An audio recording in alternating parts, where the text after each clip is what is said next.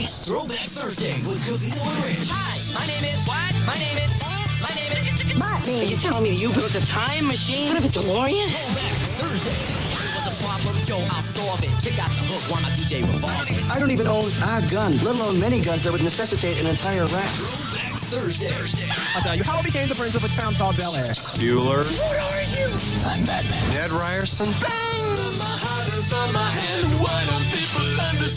Two in a box. Ready to go. We be fast and they be slow. It's Throwback Thursday with Covino and Rich. I asked Jobu to come. Take fear from bats. I offered him cigar and rum. He will come.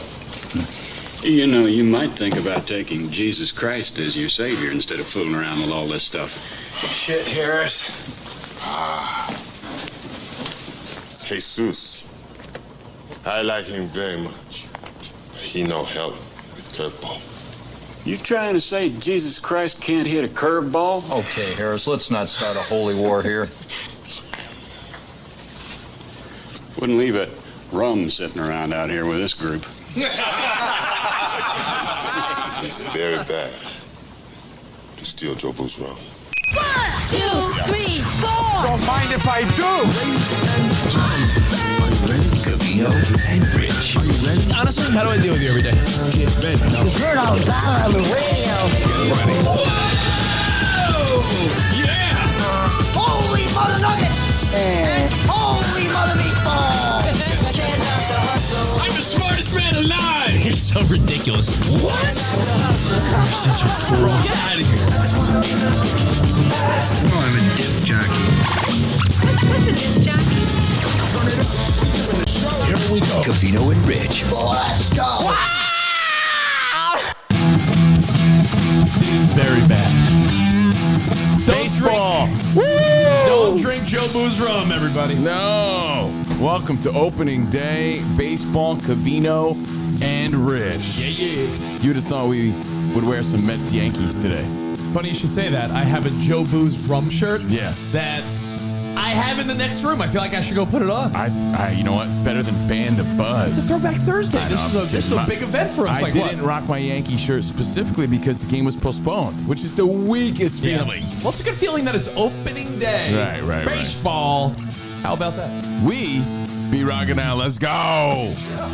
Forget about the curveball, Ricky. Oh my God. Give him the heater. You think everybody, Tire world. like a schoolboy, Give him the heater. thinks about what they're going to wear like the night before or when they wake up? Or do they just do it randomly, like spontaneously on the spot? I wish I could say that I thought about it in the morning. I'm like, all right, what shirt? Like every morning. I'd probably benefit from planning it out. That way you don't even have to think about it. I've been doing it since I was just a little boy. You know what you're doing? You lay it out.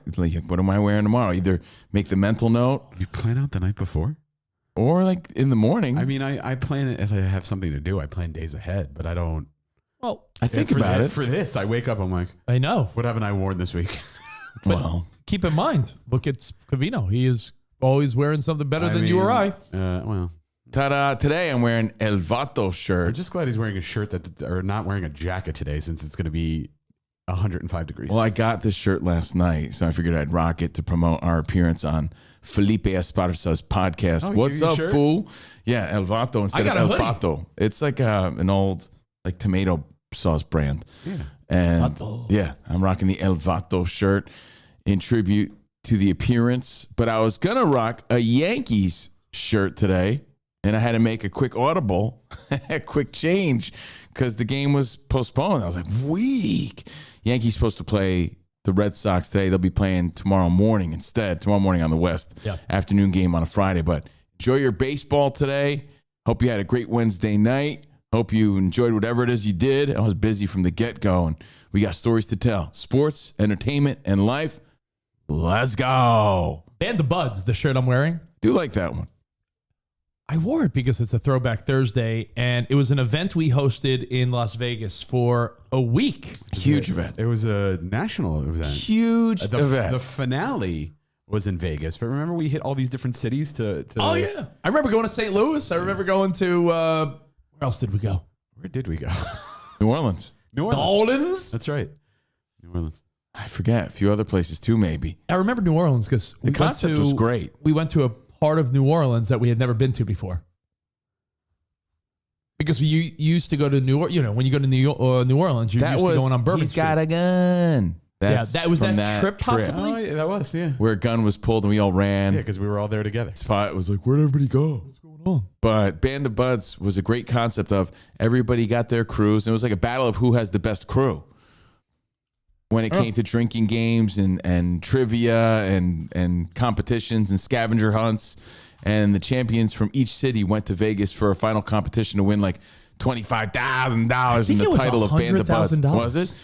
Yeah. The funniest part about that story How do you was... don't remember it? Because you used to say it constantly. I don't remember it because it was forever ago. Do you remember yesterday? He said, once it's over, Oh, that's right.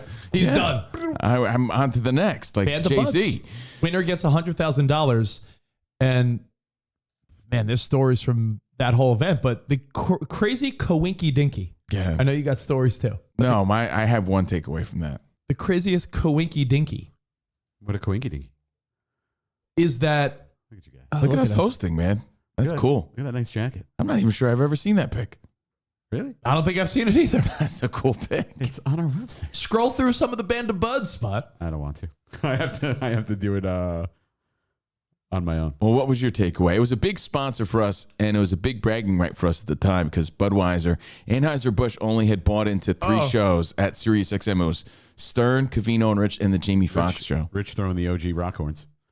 Nice. Man. What am I wearing? Whose Super Bowl ring? I don't know. See, that's something I should know. If some NFL player's like, here, you could try my NFL Super Bowl ring, why would I not know who it was? Maybe it was a replica Maybe. that Steve Painter was wearing. Well, we met Steve from Utah at one of those I events. have actually a few takeaways now that I'm thinking about it. You're also wearing a giant coat. Let's see. Hold on. Oh, me? Yeah. Oh, like a wizard coat. Oh, because it was that big Galoots it was coat. the big Galoots coat.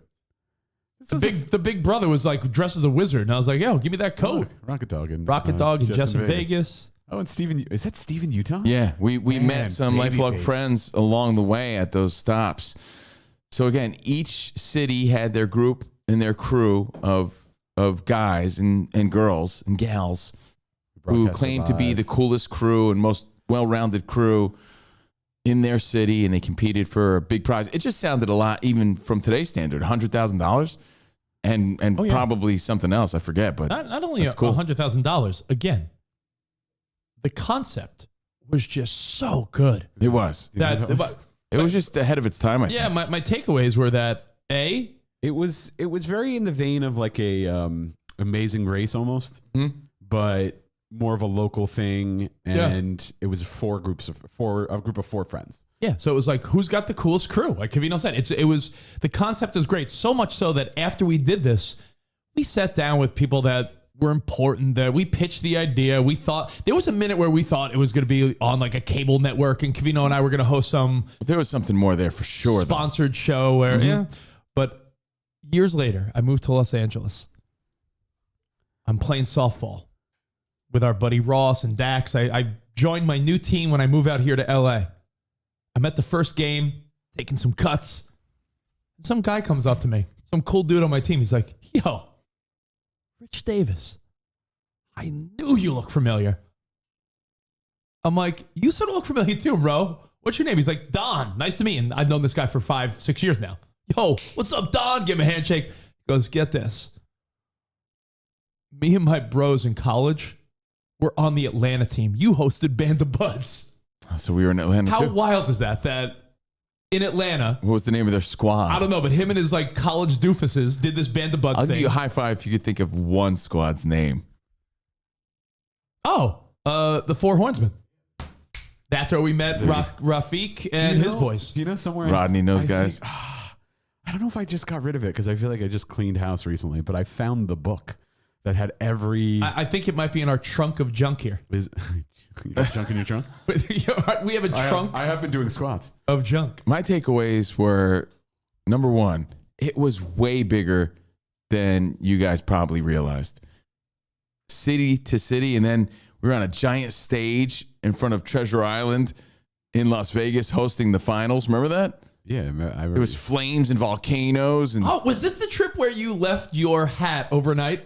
Yeah, that was and it was there the next day? That was just us broadcasting like late at night or No, but we've told that story where just, Covino left his hat on top of his favorite Yankees hat on top of a slot machine. That was that. Came back the next day. That was and it definitely there. So my takeaways were the Band of Buds competition we hosted was huge. Yeah. And it was televised, or it was meant to be televised. It was camera crews. And we were like, holy man, this is wild. A lot of people were involved. Again, something we didn't take full advantage of. We really didn't. There was a lot of people. A lot of like hot young women crews. The more I think about it, well, we were both in relationships, and I remember like flirting too much and almost getting in trouble. So yeah, really, we were. I remember this though. Well, hold on. The more we talk about these type of things, Spot, I have a big takeaway that I know you'll agree with, and it's like not a woe is me thing, but the same way good-looking girls in the 2000s never got to financially benefit from like TikTok and Instagram and social media. Covino and I and Spot, we were running in a world where if it was a 10-year difference, we would have been those guys with like 1 million followers and doing different things. Like it really was. We missed that window because all the girls that were the hottest girls at the time, Maxim, Playboy, the fucking suitcase girls from Deal or No Deal. We're talking like whoever was hot in the early 2000s. It sounds wild and silly now, but those would be the girls that would be your, quote, influencers. There were just no such thing as influencers. So we would have been rolling in a circle that would have been annoying, but we probably would have made different income sources because of it. For sure. We're early day influencers. Yeah. Without any of the credit. It's all right. You got your dick wet. That is true. There might be a document. You can look at it that way. There might be a documentary there. What did you ask for? You while you didn't get popularity, you got poon. So you traded poon or popularity for poon. I guess. I mean, the reality is, isn't the goal of popularity to get poon? I mean, so you're right, Spot. Most pop stars, rock stars, hip hop artists, athletes will be like, yeah, my earliest motivation was to get poon. Sorry, poon doesn't pay the bills. I hate the word poon, but it just worked. Yeah, I could have married Meghan Markle for all you know. Thank you, Lisa. Yeah, I mean, your ex looked like Meghan Markle a little bit. That is true. Kind of. You know what's. I'm just saying, it's just an odd thing to think of how the world changed so much in the last 10 to 20 years. Hey, you know what? I'm sure every generation could say the same, though. We missed that boat. Rich is responsible for ruining the royal family. Actually, we're in a pocket of, we're in a weak pocket when it comes to what we do for a living. Yeah. Because we busted into radio right after we got the radio star was a celebrity and made millions of dollars. Yeah. And then we were in that pocket where we started before like social media really boomed. So we're right there in that weak pocket of we never really prospered the way we should have. Don't downplay your fun. You had a lot of fun. We had a lot of fun. I'm saying professionally, Spot. Give you that clown or that bank deposit. Spot, back in the day, if you did a morning show in a big city, even if it was like Cincinnati, you might have made like $500,000. And you were a local celebrity. You were riding to events in limousines. We missed that window by a little bit because it was like, radio's not what it was. No, we worked with those dudes, but we weren't those dudes. We lived the fun life. Yeah. But then we were too early to be like influencers. Right. Little pocket. Right. Not complaining. I'm happy with our life and how it's been, but just explaining that we are in between the radio star and the influencer in this little pocket. But they did write about this in Maxim. I remember that. Yeah. So my first takeaway was Band of Buds, which we hosted in the early 2000s, was a big deal. I mean, it was sponsored by Budweiser, so they put a lot of money into that shit. Yeah, they did. The finals were in Vegas. We hosted it, but we hosted it all along. The concept was great. Just didn't amount to what it should have been. My second takeaway is because we were involved in such a big thing, you got to realize, like, our company just sort of sold us as part of the package. They never really cared or knew how much pressure was on us to be a part of this. Like, they just sold us as part of the deal. To them, it was no different than us sitting in the studio being like, check out Budweiser is doing their National Band of Buds campaign. Sign up now at Budweiser.com. He's right. That's how they treated it. They treated it no different They treated it as if we just made an appearance at a fucking local brewery. Yeah. No, honestly, it was no different than Covino or me hosting one of these like car events. No. In their mind.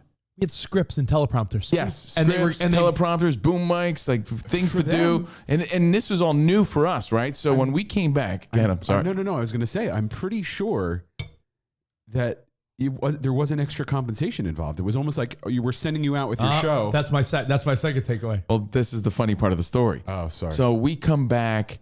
I didn't mean to jump the gun. And we hosted this, I think, like 2 or 3 years in a row or something like that. It was 2 years ago. Either way, we're sort of complaining because we're like, our company doesn't even realize like what we're doing. Like this is a big thing. And we're just trying to make the clients happy. I mean, we're not getting any money out of this. I mean, there are times Covino and I will host an event, and truthfully, between you and I, we probably get overpaid to just sit there and do not much.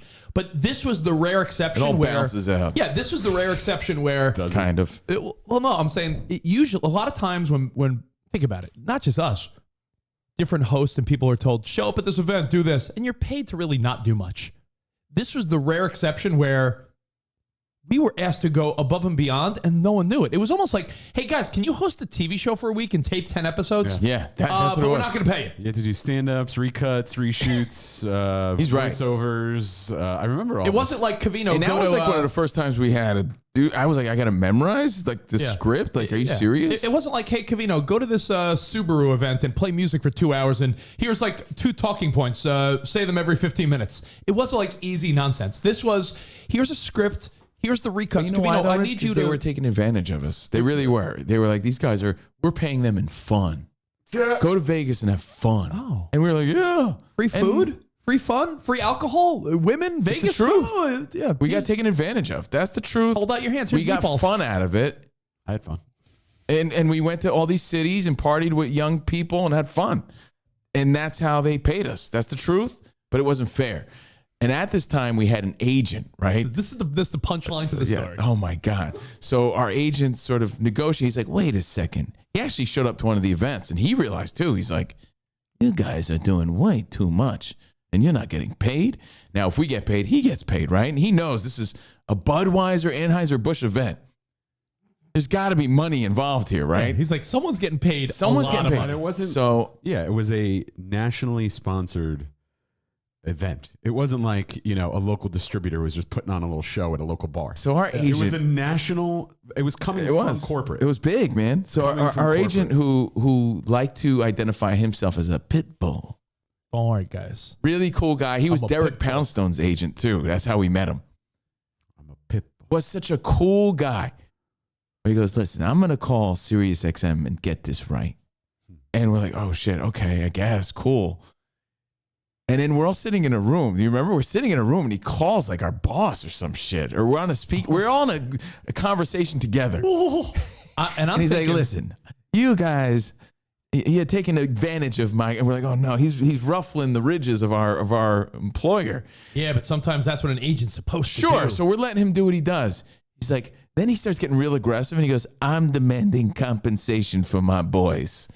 And Rich and I and Spot were on the edge of our seat, like, oh fuck, and we had agreed on something like fair, like I think you and I were like, well, if there is just like a week of shows, it's gonna be like 20 G's. I don't know. We were thinking like he was very like at least a couple $1,000 a day to tape it. Like we were thinking, I looking back, I was thinking we're hosting episodes of what could be a series, right? Like $5,000 each, like so at least like 10 to 20 G's. Yeah, I think we were both thinking.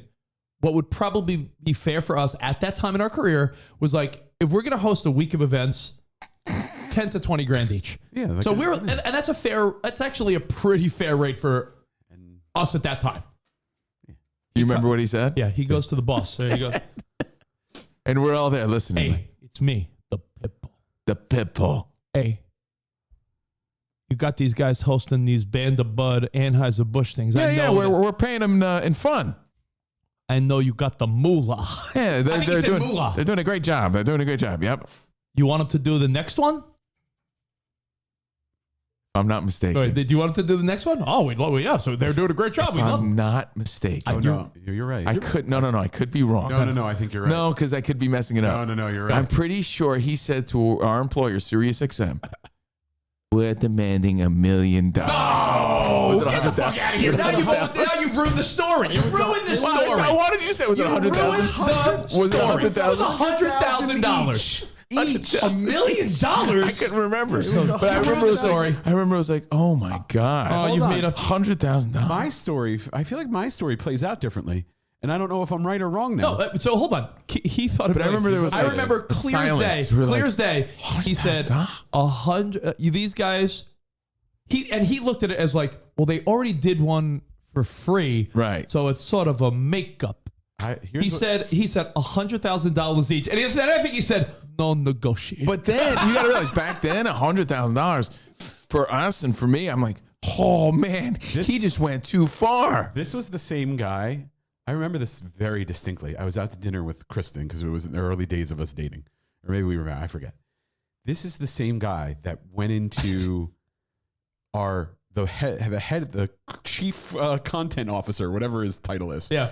Mr. Scott Greenstein, you've heard this name. Yeah. Went into him or talked to him. I got a call from him saying, "Yeah, your boys are just told me they're quitting. What's your deal? Are you gonna talk to them? Let me know." I'm like, I was out to dinner. I do remember nowhere. I got a call. He played hardball with the big guy because he went in and was like, "Yeah, this contract, we're not doing it. Yeah, I would forget it. They're done."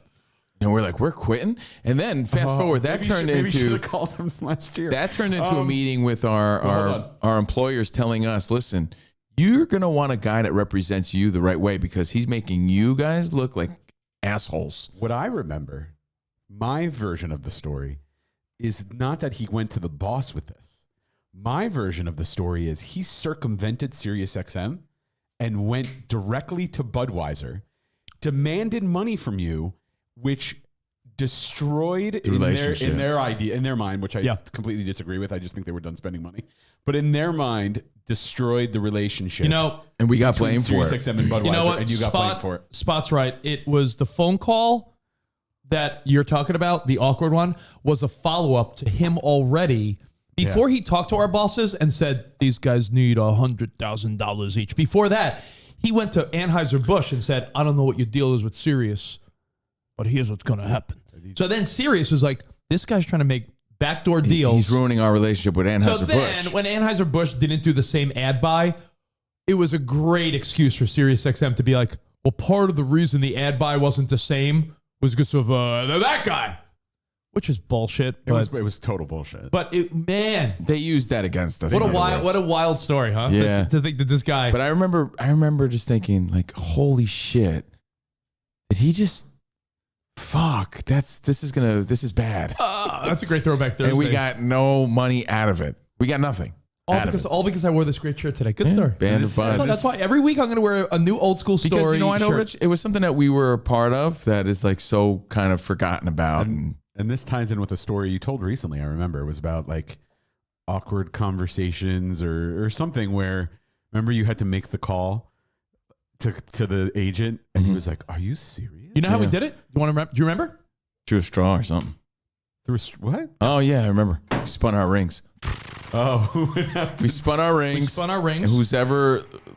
whoever ring lasted the longest didn't have to make the call. Whoever ring after spinning it up. So my ring lasted the longest, but my marriage did not.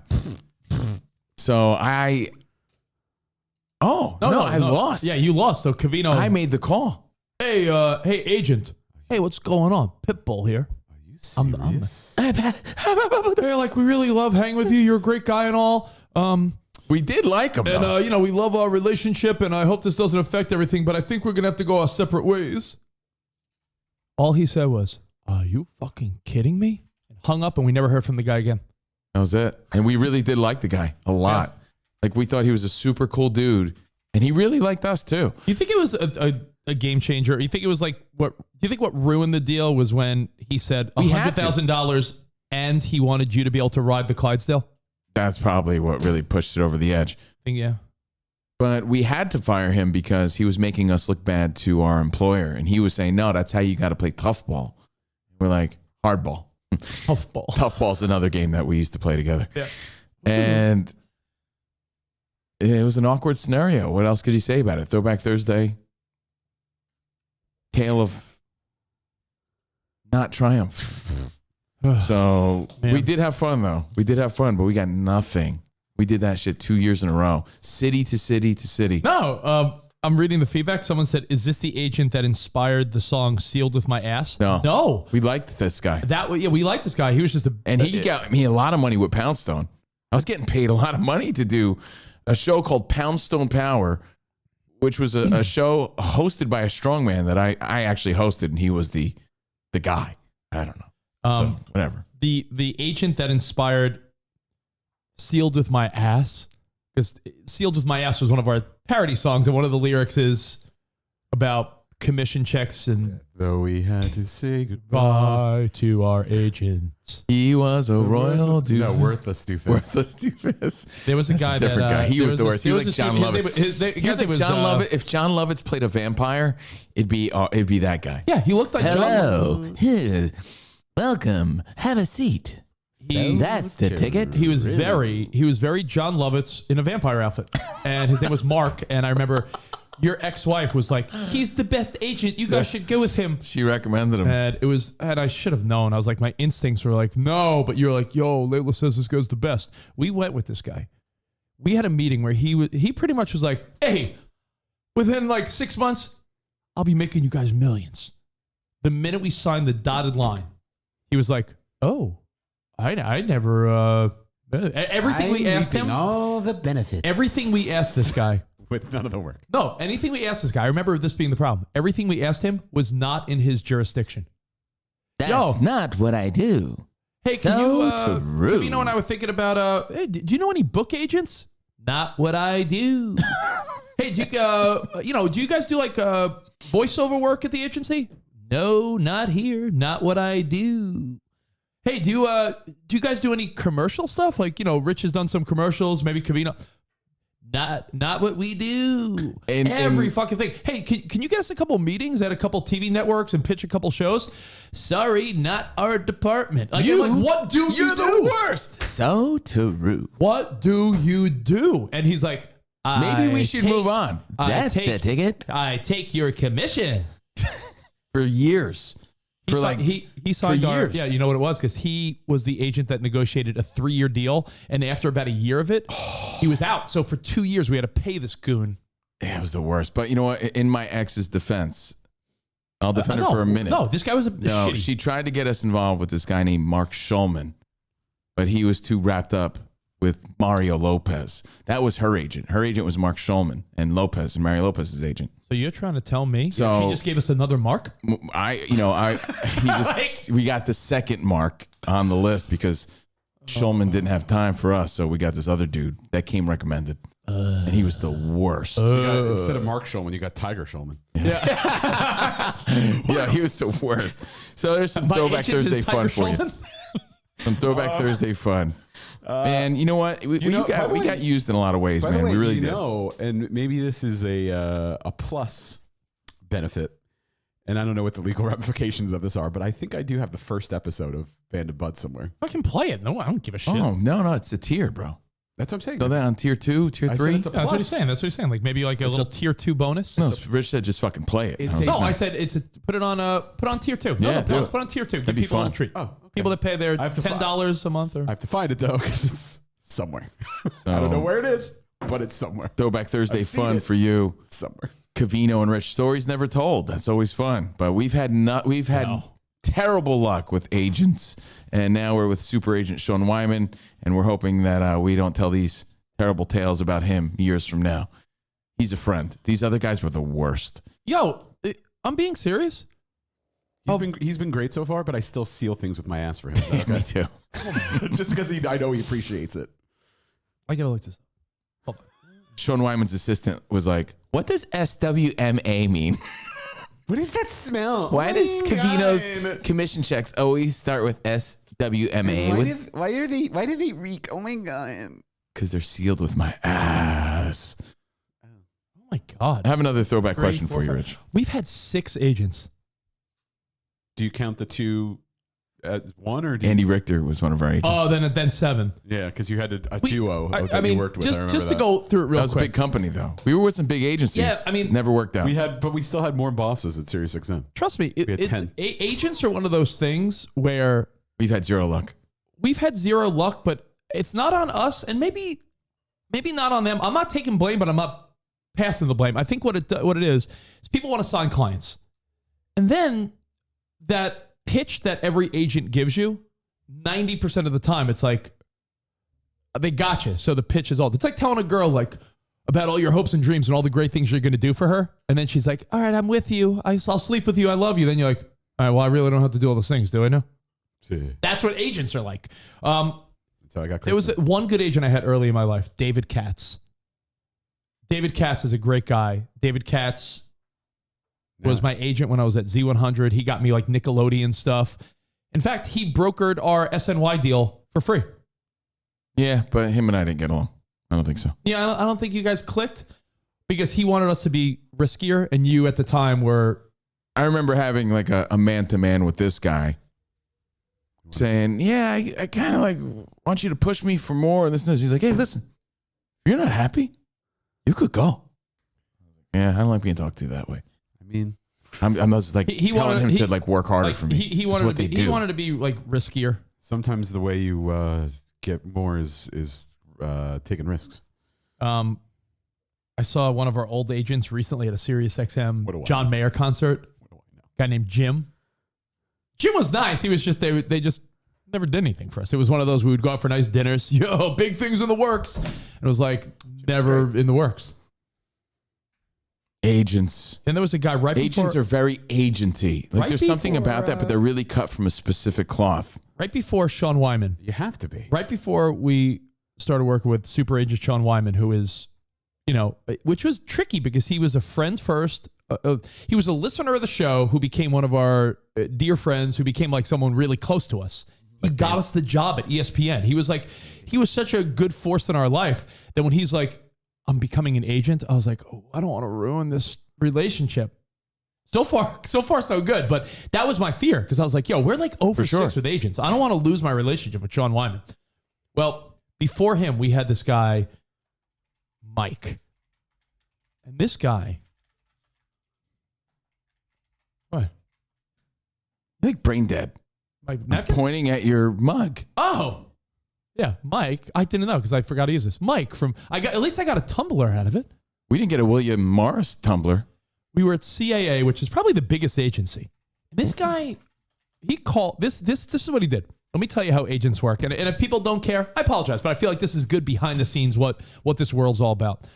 So when we signed our contract with ESPN, and this is when Covino and Rich were probably at one of our top moments in our career, because at that moment, it was the first time we were making a significant amount because we had two big jobs, Sirius XM and ESPN. Mm-hmm. So this guy's like, who? This guy, like, agents are sort of snakish, right? Like little, like I said, from a specific cloth. They're like, what in the movie Lion King? The jackals, the hyenas. That's how they are, like jackals and hyenas. Where this guy was probably like, Covino and Rich, Sirius XM, ESPN. Yeah, he saw dollar signs. So you know what this guy does? He sends like goodies to ESPN, like a cake, and it's like, congrats on the gig, Mike from CAA. Let's talk soon or something. Let's talk soon. It was like a beautiful cake from like the cake boss. Yeah. And everyone's like, who sent you guys the cake? A week later, Spot. He glamored us. A week later, a catered dinner comes to ESPN for the whole crew, courtesy of CAA. Covino and Rich, we should grab lunch. I'm like, this guy's sending us like dinners. People always saw us as the next big thing, and it's the truth. And for whatever reason, just never worked out. We'll get there. Yeah. I mean, I might be 60 years old, but So the guy sends us a cake, a catered dinner. Then we have a meeting with him. And I tell him, oh, yeah, like, how's life? He's talking about his family. Oh, I got kids. Yeah, my wife just had a son, little Ben. No joke. A day later in the mail. What's at the door? It's a huge bag of personalized stuffed balls, like a basketball, football, baseball, all with Ben embroidered on them. From CAA. From CAA and Mike. Hope to work with you. And I'm like, yo. We got to go with this guy. And this is around the time where we signed with this guy right around the time Sean Wyman was becoming an agent, and we felt terrible because like, Sean, we want to go with you, but this guy's promising us the world. He's with CAA. He gave me a mug. We should have known. No, a Yeti. We had been with big agencies before. I mentioned William Morris. That's the guy that did our SNY deal, and you get lost in that mix because they're real tied up with their big clients. Yeah, it's like, do they want to make a commission off of hundreds of thousands of dollars, or do they want to make commissions off of millions of dollars? It made sense at the time. Yeah, no, but that guy Mike too. I thought he was a nice guy. He was a nice guy, but you know what he said? Very like agenty. But he looked good in a suit, the type of guy you want to represent you. People liked him, had a good reputation. But but you know what turned me off to this guy? And again, I'm sure he's a swell fella, nice guy. I still, if I saw him, I'd shake his hand, and he was terrible at getting back to us once we signed with him. And then when things went a little south for us with COVID and ESPN and all that, he said to us, like, the worst thing you could say to a client, he goes, sorry, there's just no market for Covino and Rich. And I looked at Covino like, this guy doesn't believe in us. He doesn't know anything about us. He wanted us as a client because... And he wanted us to believe that. Yeah, he wanted us as a client because at the moment he met us, we had two things going on and he could make a commission. Yeah. And then when things started going south, I don't know if you guys, you might have to hang tight. I don't know what you want to do because there's no market for you. Yeah. Like 3 months later, we got the Fox Sports gig. Yeah, 2 months. Yeah, not even. 2 months later, Sean Wyman's like, yo, Fox wants you. Know how hard it is to get like a gig on Fox Sports Radio? There's only so many openings. Like to even get in there, but there was no market. So thanks to super agent Sean Wyman. Yeah. Still talking about radio. Yeah. Right? All right. Only so many slots to get in. Yeah.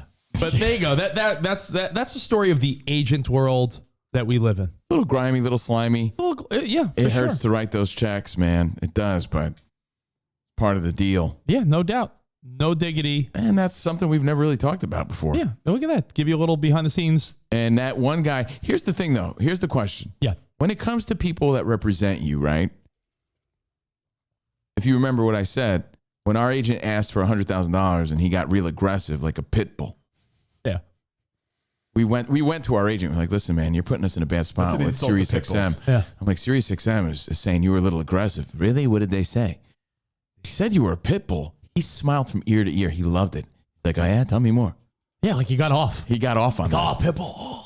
SiriusXM said to us privately, he's making you look bad. You need someone that compliment you and be an extension of who you are. Is that SiriusXM though? Just saying. And now I'm thinking, is that right? Because they were shaking in their boots.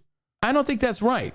I think you want someone to do the things that you can't do. Yeah. Right? Like if someone's like, Covino, you want to host this event for free? And you're like, yeah, let me think about that. That's when you need the agent to be like, $100,000. We were bullied. We were used. And we had fun doing it. And that's on us. That's it. Our story is far from written. It is. Yeah, listen, based on a meeting we had a few weeks ago, it's like there's certain companies that we're talking to that we're really sort of in like waiting games, if that makes sense, right? Yeah. No, it's a trust the process, be patient sort of scenario we're in right now. We couldn't do any of this without you guys and Patreon. So sure, if we don't make it clear enough all the time, you guys and your monthly support is what keeps us going, and honestly, what makes it happen. This is our thing. We're going to keep doing this thing too. Yeah, no matter what, we are like, even if tomorrow, talking to you, if tomorrow, I don't know, you right there, unless we got a contract for $1 billion.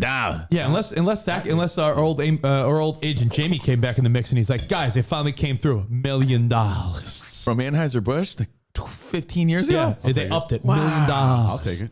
Wow. So I look at that and say, no matter what we do, if tomorrow we got a contract from Fox or NBC or iHeart or something, whatever it is, if we got some big ass contract, I'd still want to do this with you guys. So I hope Patreon could always be part of the mix. Why not, right? And think about how things have changed, guys. If people wanted hosts for a big event, they want like a celebrity host or an influencer host and things like that. So it's just a different time we're living in right now. But that's a fun throwback sort of memory. Oh, Sean just texted me.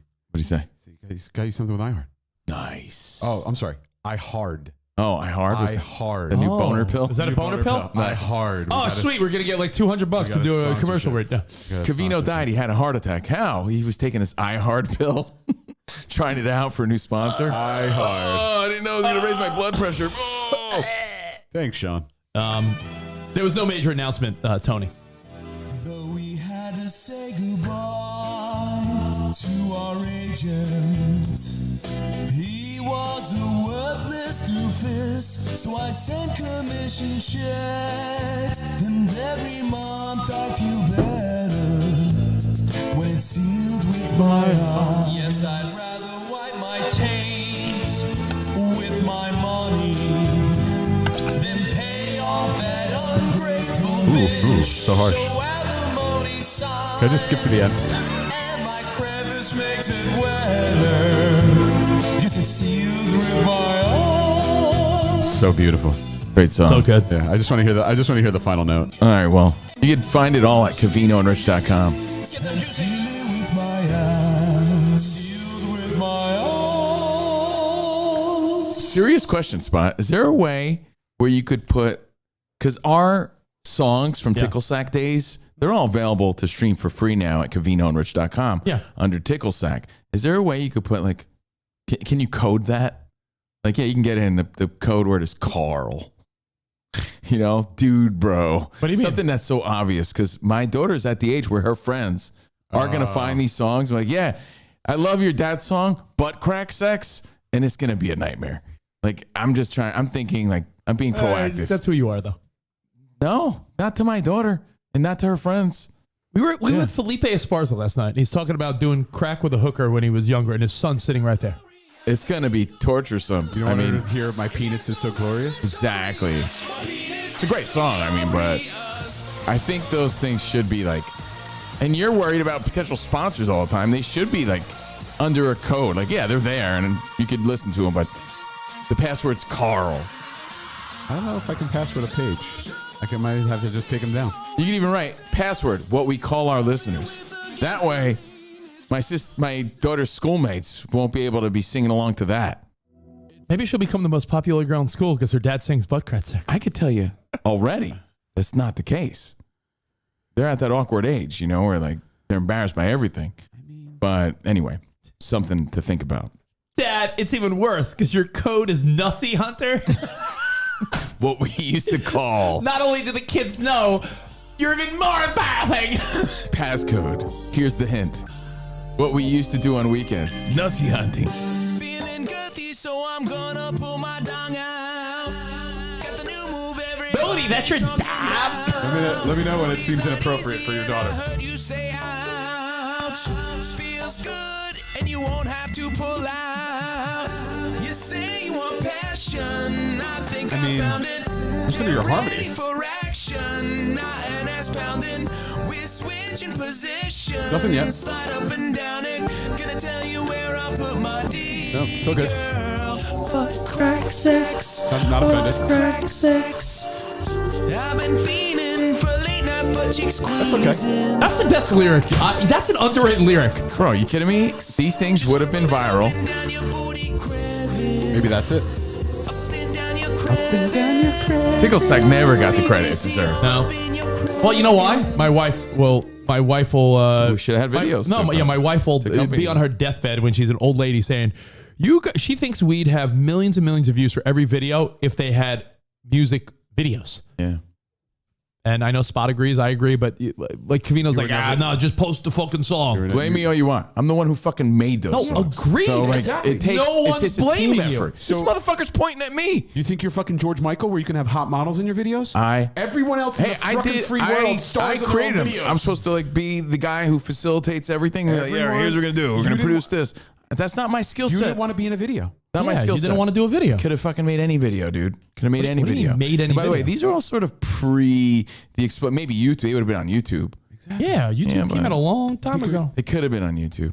You think you're fucking? Hey man, did my part.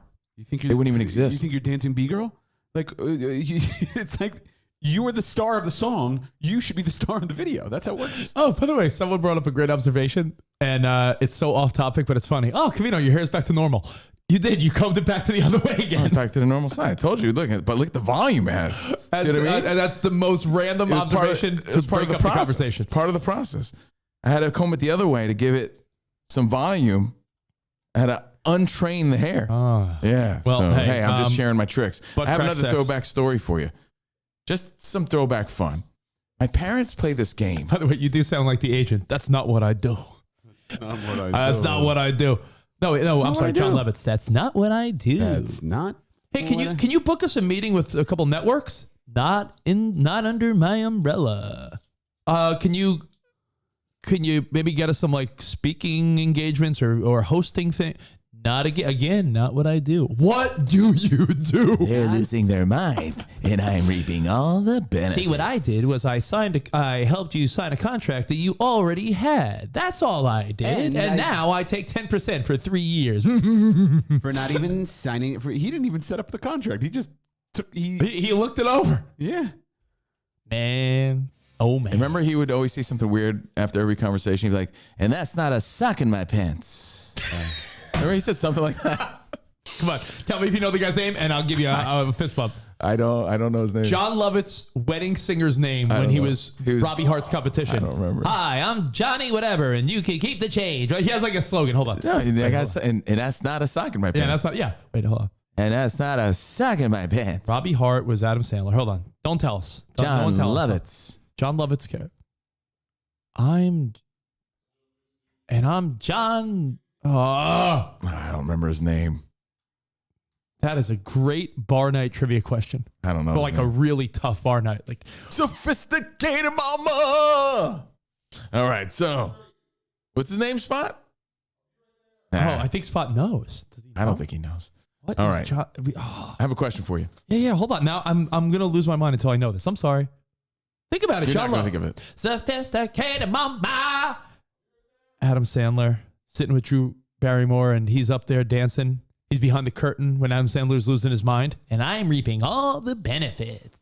John Lovitz is funny. What was his name? Always when I pee. Do you know his name, Spot? No. I'm. Good night, everybody. I'm Johnny. I'm Johnny whatever, and that's not a sock in my pants. Dang, I forgot. But that was our agent. Imagine, because he had a widow's peak. Our agent. So he looked like John Lovitz, but he like a vampire version. By the way, I feel like you and I are. You know how everyone has blind spots? Like one could argue that there have been times in your life where certain women, you had blind spots where you didn't see trouble where it was lurking. Mm-hmm. One of our blind spots is a team. I feel like we're good at knowing when people are full of shit, but with agents, we can never decipher it. Because they're good hyping at what us they up do. at first. Yeah. Someone gave it to us. I was just about to play. Look at me. Am I full of shit, or did I go to the bathroom this morning? I think you just went to the bathroom. No, did I take a shit just now? What did I do? No, you definitely, you took a shit. You know why? Because you showed up here with like a minute before the show, which means you showed up here at 8:52. Which means you took a longer shit than you expected. Yeah. And that's why you were running late. Someone got it, but let's see it anyway. Oh, man, you nailed it. And I overslept. Justin, I wonder if Justin King, who hit us up, knew it or did he look it up? It's our agent. There he is. Yes, it's ladies' night. Thank you. This is Jimmy Moore saying that ain't no sock in my garage. Okay, take 4. I'm Jimmy Moore. Remember our agent used to say that? All right, guys. And sock in my crotch. I'm calling this a conversation, and that ain't no sock in my crotch. Later, guys. Don't forget your commission check, and that ain't no sock in my crotch. I hated him. Sucked. He was the worst. Anyway, the fact that we gave that guy $1. Looking back, we gave him a lot of money. I think. Like, think about it. We gave this guy thousands and thousands of dollars if he got combined. 10-20% of my money, he got 10-20% of Rich's money. He got 10% of yours, 10% of mine. It's the worst. When you think about it, over a 3-year deal, that guy made a salary on us. That was the weakest. Did nothing. Well, sophisticated mama. Single baby. Sophisticated mama. Come on, you disco lady. Say to me like mama. Yes, it's ladies' night. One more time. Thank you. This is Jimmy Moore saying that ain't no sock in my garage. I love that. I'm going to bring that back. Jimmy by the way. Moore. That ain't no sock in That my ain't no garage. sock in my garage. All right. Perfect for you. Ain't no sock in my Ain't garage. no sock in my garage. I can't wait to say that on Fox Sports Radio. So no, that's your. You know what? If someone's like, you need a new sign off, arrivederci, baby, and all that, maybe we should retire that for Covino and Rich. We'll see you tomorrow. And a reminder, that's no sock in our garage. Melody, I saw your dad was selling new T-shirts. That ain't no sock in my garage. Dad, you got to take that offline. You're ruining my life. All right, I could just see the future. But it's my new tagline. But it's my new shirt. Dad makes a lot of money because of the sock not in his crotch. Can that be a new shirt? Can we do that? Yeah, why I not? saw, Yeah. by the way, I saw John Lovitz like within the past year in our I neighborhood. saw him at Ralph's. He lives in your neighborhood. he Because lives I in used the to see, neighborhood. he was like one of those random I'm bad at picking out celebrities in LA here. Like Spot will be like, I just saw, I don't know, he'll name anyone. Spot's really good. Even when we lived in New York, like, you realize you just passed the guy from Law and Order? I'm like, where? What? Like how Spot would miss Hot Booty. I always recognize We miss celebrities. But the one I always noticed when I lived in Sherman Oaks, one time I saw Mr. T, who by the way is in the news. I saw Mr. T at the deli counter at Ralph's. Can I get a half a pound of turkey? Why is he Mrs. T now? And I saw John Lovitz multiple times at Ralph's, just like in the produce. He was picking out potatoes to put in. I'll have boar's head. That's not a sweet potato in my pants. Excuse me, sir, do you have a ticket? That's the ticket. All right, serving number 305. That's the ticket. Boar's head, please. So, Oh, man. Extra thin. he used to say, that's the ticket in one of his bits. And Sam Sanchez hit us up. That was a great. Sounds like a news broadcaster. Sam Sanchez. I'm Sam Sanchez. NBC, New York. Eyewitness News. Sam Sanchez. Oh my God, it does sound like I'm Sam Sanchez. Back to you. Here I am at Madison Square Garden in New York. The big fight tonight. Back to you, Sam Sanchez. So Sam Sanchez said they played that scene in The Goldbergs because The Goldbergs is a Happy Madison production. There was an episode where they were cutting and splicing The Wedding Singer with The Goldbergs, and they played the scene of John Lovitz. So, and Beverly Goldberg was like, he is terrible. Like, you've never seen that? It's great. That's funny, though. Oh, that's a good It's one. a great scene. All right. I have a question for you on a Throwback Thursday. Yeah. And then we'll tell you about our last night adventures because we had some fun, and we'll dive into some more cheeks and things like that. You know what I have? You know what I'm trying to decide if I should do now or later? I love now and laters. Now or later's like Bunk Starburst. Fucking now and laters are classics. If you want to pull your fillings out, how else could you do it without a now and later? You want to rip a tooth out?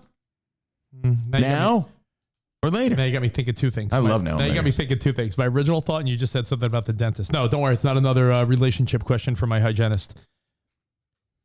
I went to the dentist, and he suggested that because I'm getting older, and many of my fillings are from when I was like a teenager.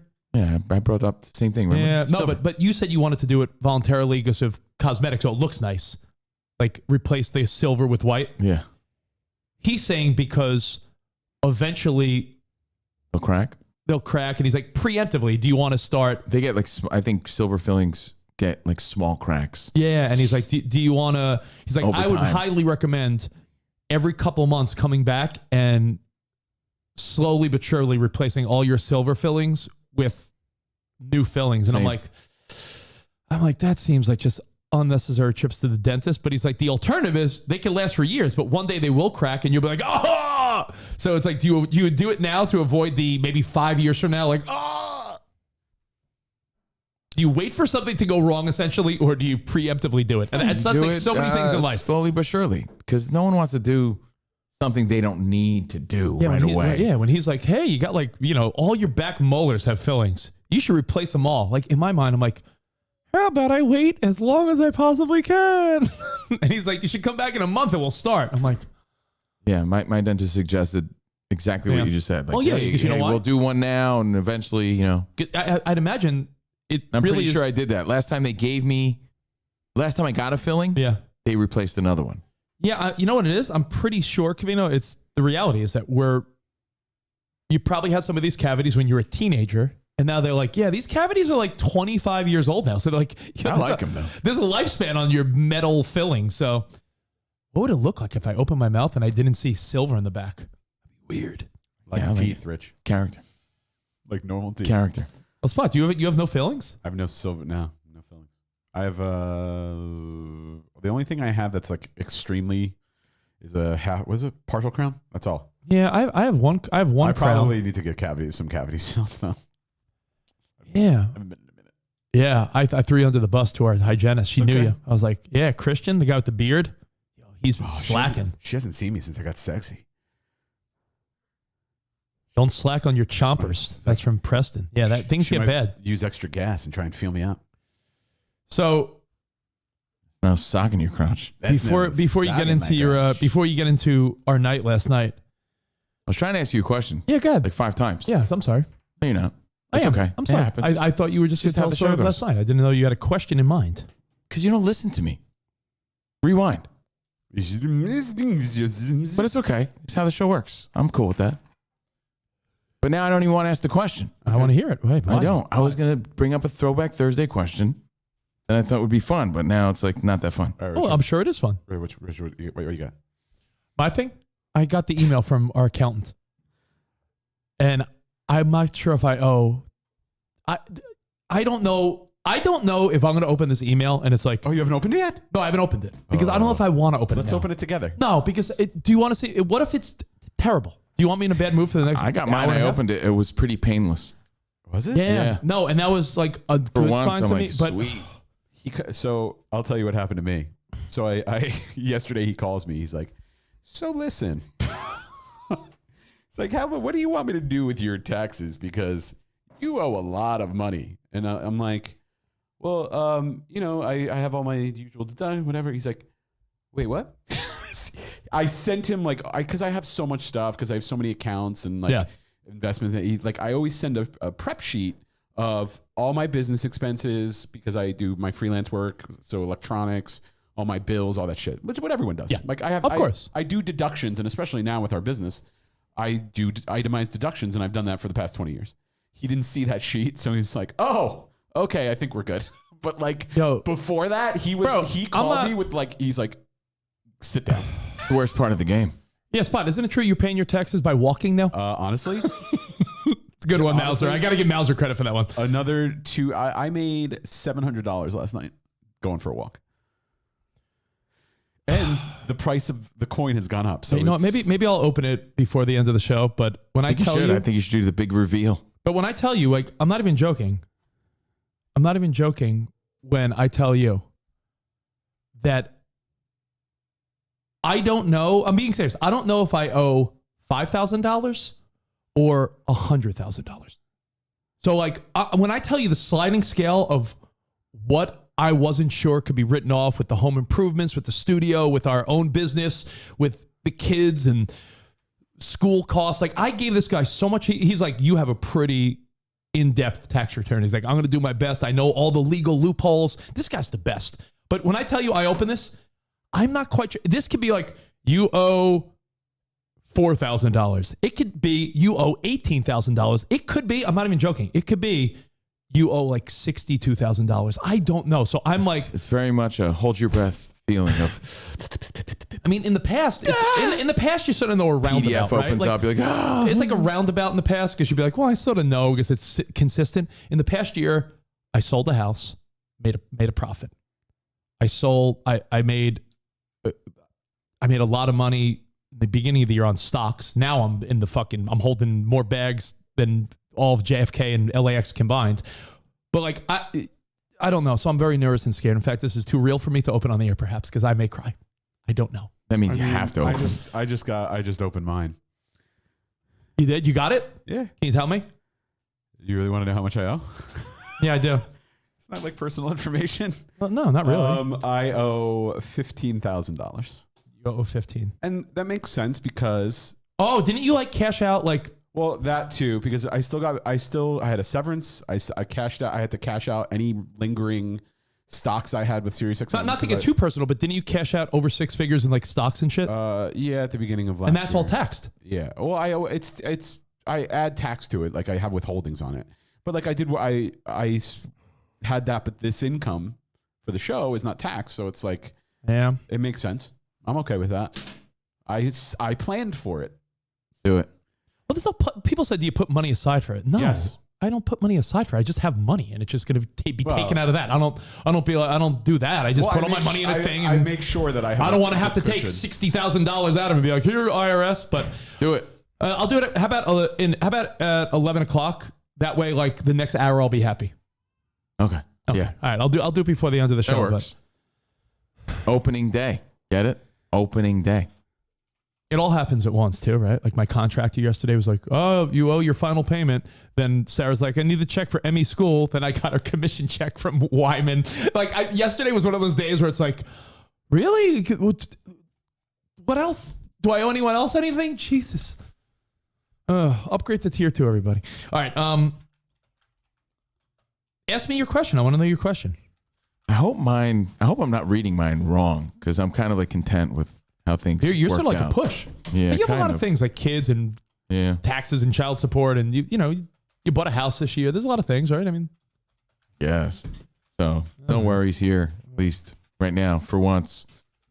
So get your taxes done if you haven't. Stomachache. Enjoy your baseball. Again, it's opening day. Rich is going to open his taxes here on the air. Enjoy your baseball. And before we talk about our last night, no, just a random question, because my parents, I guess when they're bored, they just go through pictures. And I've been asking my mom to find a specific picture. Like, whatever happened to that picture of me? It's somewhere. And like, when you're looking for one specific photo, you can never find it. Yeah. But you always see the same ones resurface somehow. Oh, did in your mom family. ever find the picture that the famous family photo? What is it? It's the people you don't know. I love you, Papo. I love you, Papo. You never found the I love you, Papo photo? Never. Can you Never. give the 10-second version of that? No, I don't want I'm to. sorry. No. If people know it, they know it. Papo. But again, certain photos in your household just always resurface. Like, oh yeah, there's that photo. It's like famous in your family. Like, yeah, remember this photo? But there's a photo I've been asking my mom, what happened to that photo? Where is it? It's in a box somewhere. But there's like thousands, like lifetime of photos, and there's so much shit. My mom doesn't know where anything is. And they're all scattered, and none of them are in any kind of order. Right? Well, that's very common. Unless they were in an album at one point, but those all fell out. Oh, you know why? Because what happens is that the albums dry out. The sticky like cellophane wears out, and then the pictures don't stick. So you'll pick up a photo album, and pictures start falling out. So they're everywhere. Like they have and you would think, they got some time, like organize that shit. Yeah. Yeah, you got time. But there's so much. I get it. And my mom keeps them in, where you get a duvet in. Oh yeah. Like those, the those plastic. Like, Yeah. What can I put in this plastic thing? I don't want to throw it out. It's such a nice plastic thing. My mom has like 10 of those filled with photos. Because it has a rope handle usually. Yeah. A plastic bag for a duvet with a rope handle. Long story short, I think every one Sunday a month, my parents must get bored and they start going through old photos, and my dad will just take pictures of them and send them to the kids. Like, oh, look at this funny photo I found. And he sent me one of my brother the other day. The ones of my brother make me laugh the most because, again, I wasn't around for a lot of that shit. I was 18 when he was born. Yeah. Right? So, like, when I see those photos, they make me laugh because I do remember, and I did my best to stick around and be a part of his life. I really did. A lot of times I rationalized my staying around so long was to be a part of his life and part of their life. I promise you that was part of my thinking. I still want to be a part of their life. That's why I'm around. Part of their life. But I was also saving money, and that's probably how they view it. Like, yeah, he was living here for free. No, I still kind of want to be part of this. Long story short, they sent me a picture of my brother crying, and it was just such a typical picture of like, oh, I love I answered, by the way. What? What'd you answer? I answered your question.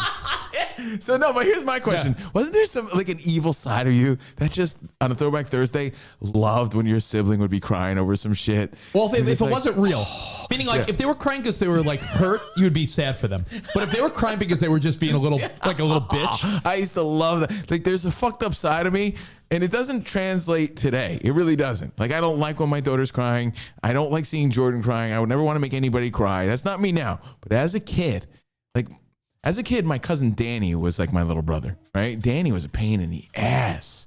He was a little shit. Hey, So buddy. if I saw my cousin Danny, who was like a brother to me growing up because we were cousins and we were always together, when I saw Danny crying, or if I could even make him, if I could pinch him, make him cry, I would love it. And I would love to see him cry. There's something about it that made me happy. Like, he's crying.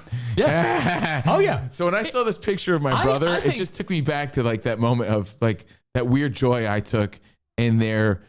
Again, if they're crying for no reason kind of thing. Oh, yeah, even me now. When if Emmy's crying because she's sad or hurt, right. it breaks my heart. No. But if Emmy's crying because she's just being like, we're adults now too. No, but I'm saying if Emmy's crying because she's just being like a little brat, which Sarah hates when I say that word, brat.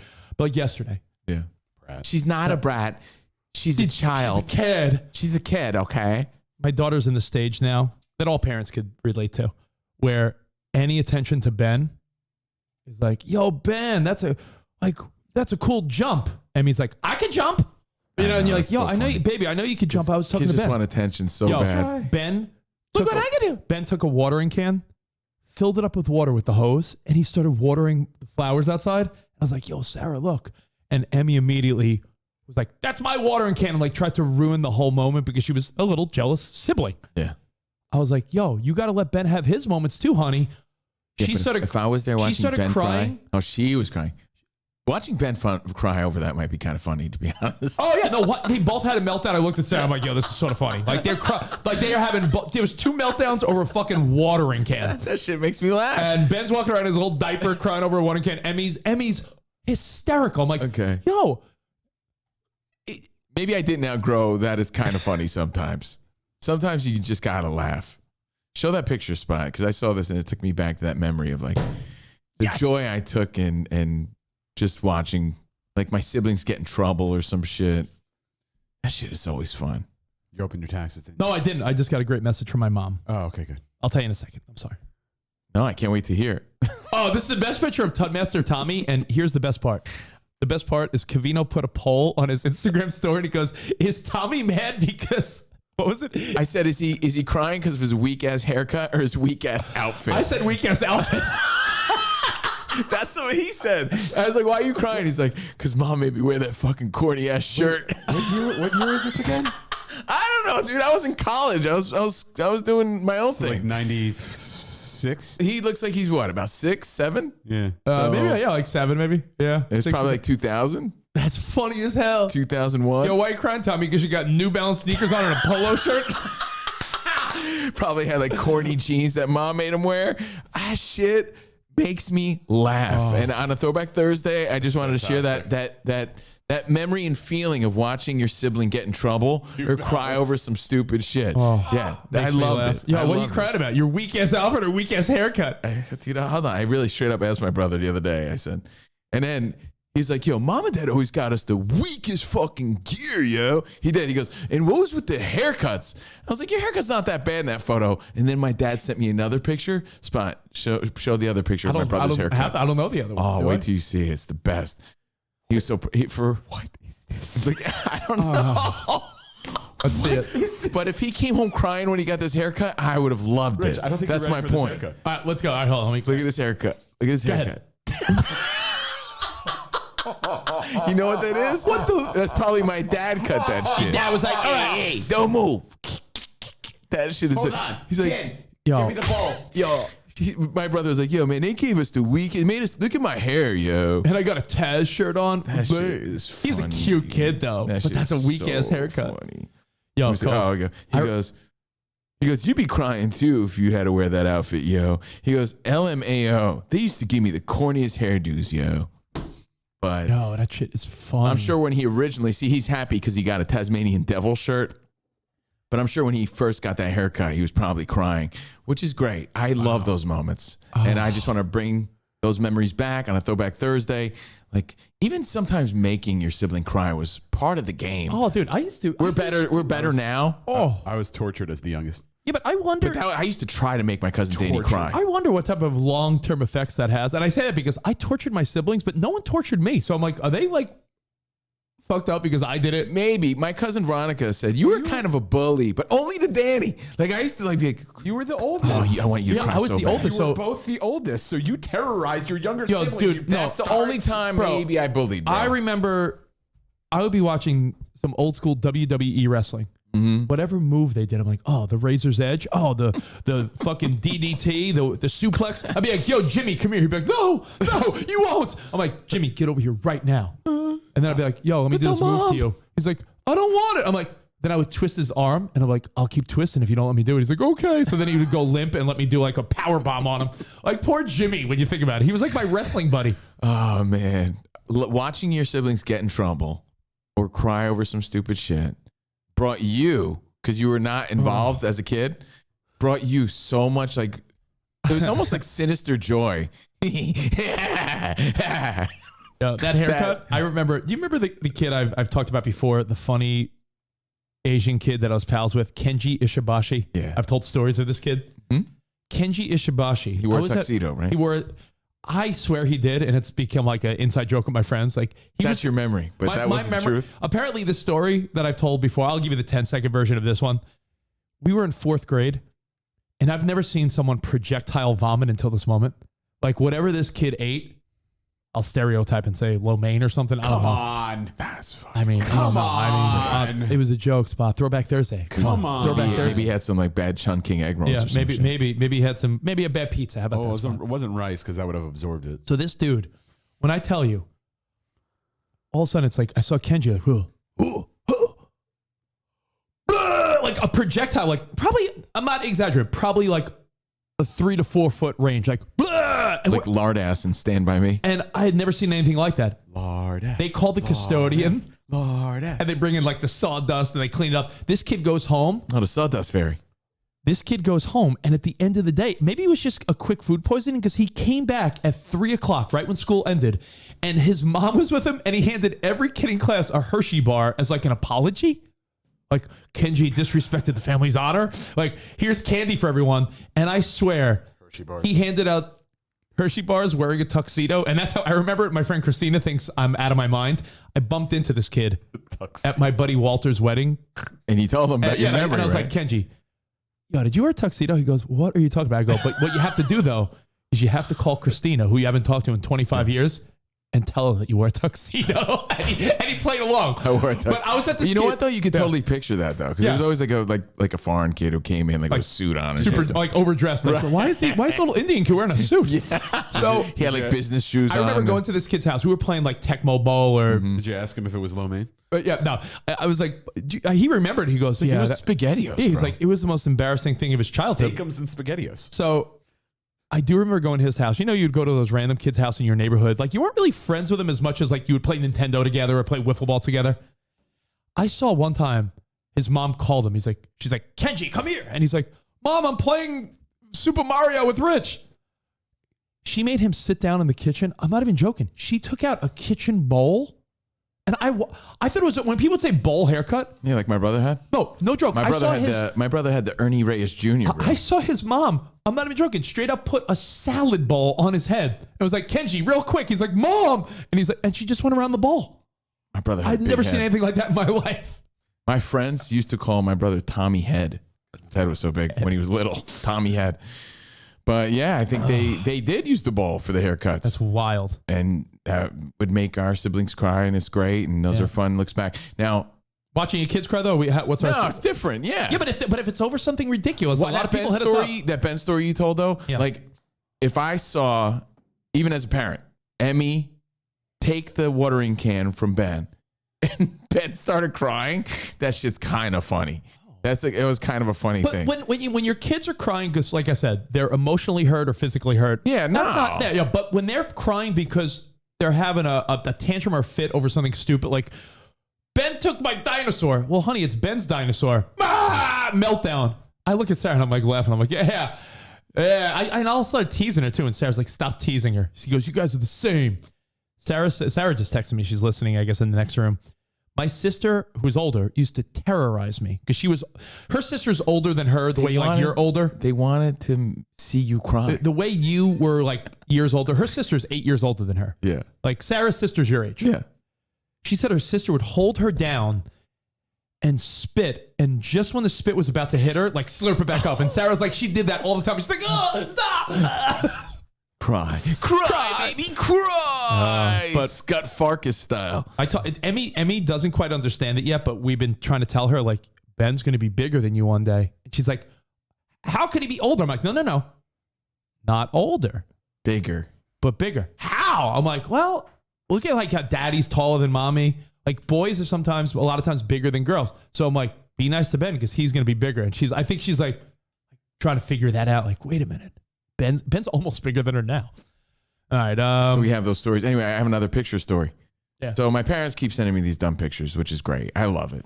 But I still haven't found that picture that I've been asking about. But I love when they do that because it's funny to look at these pictures. I'm like, look at my dad's jeans. Right? Are they like my old jeans? Why is my dad's jeans so baggy?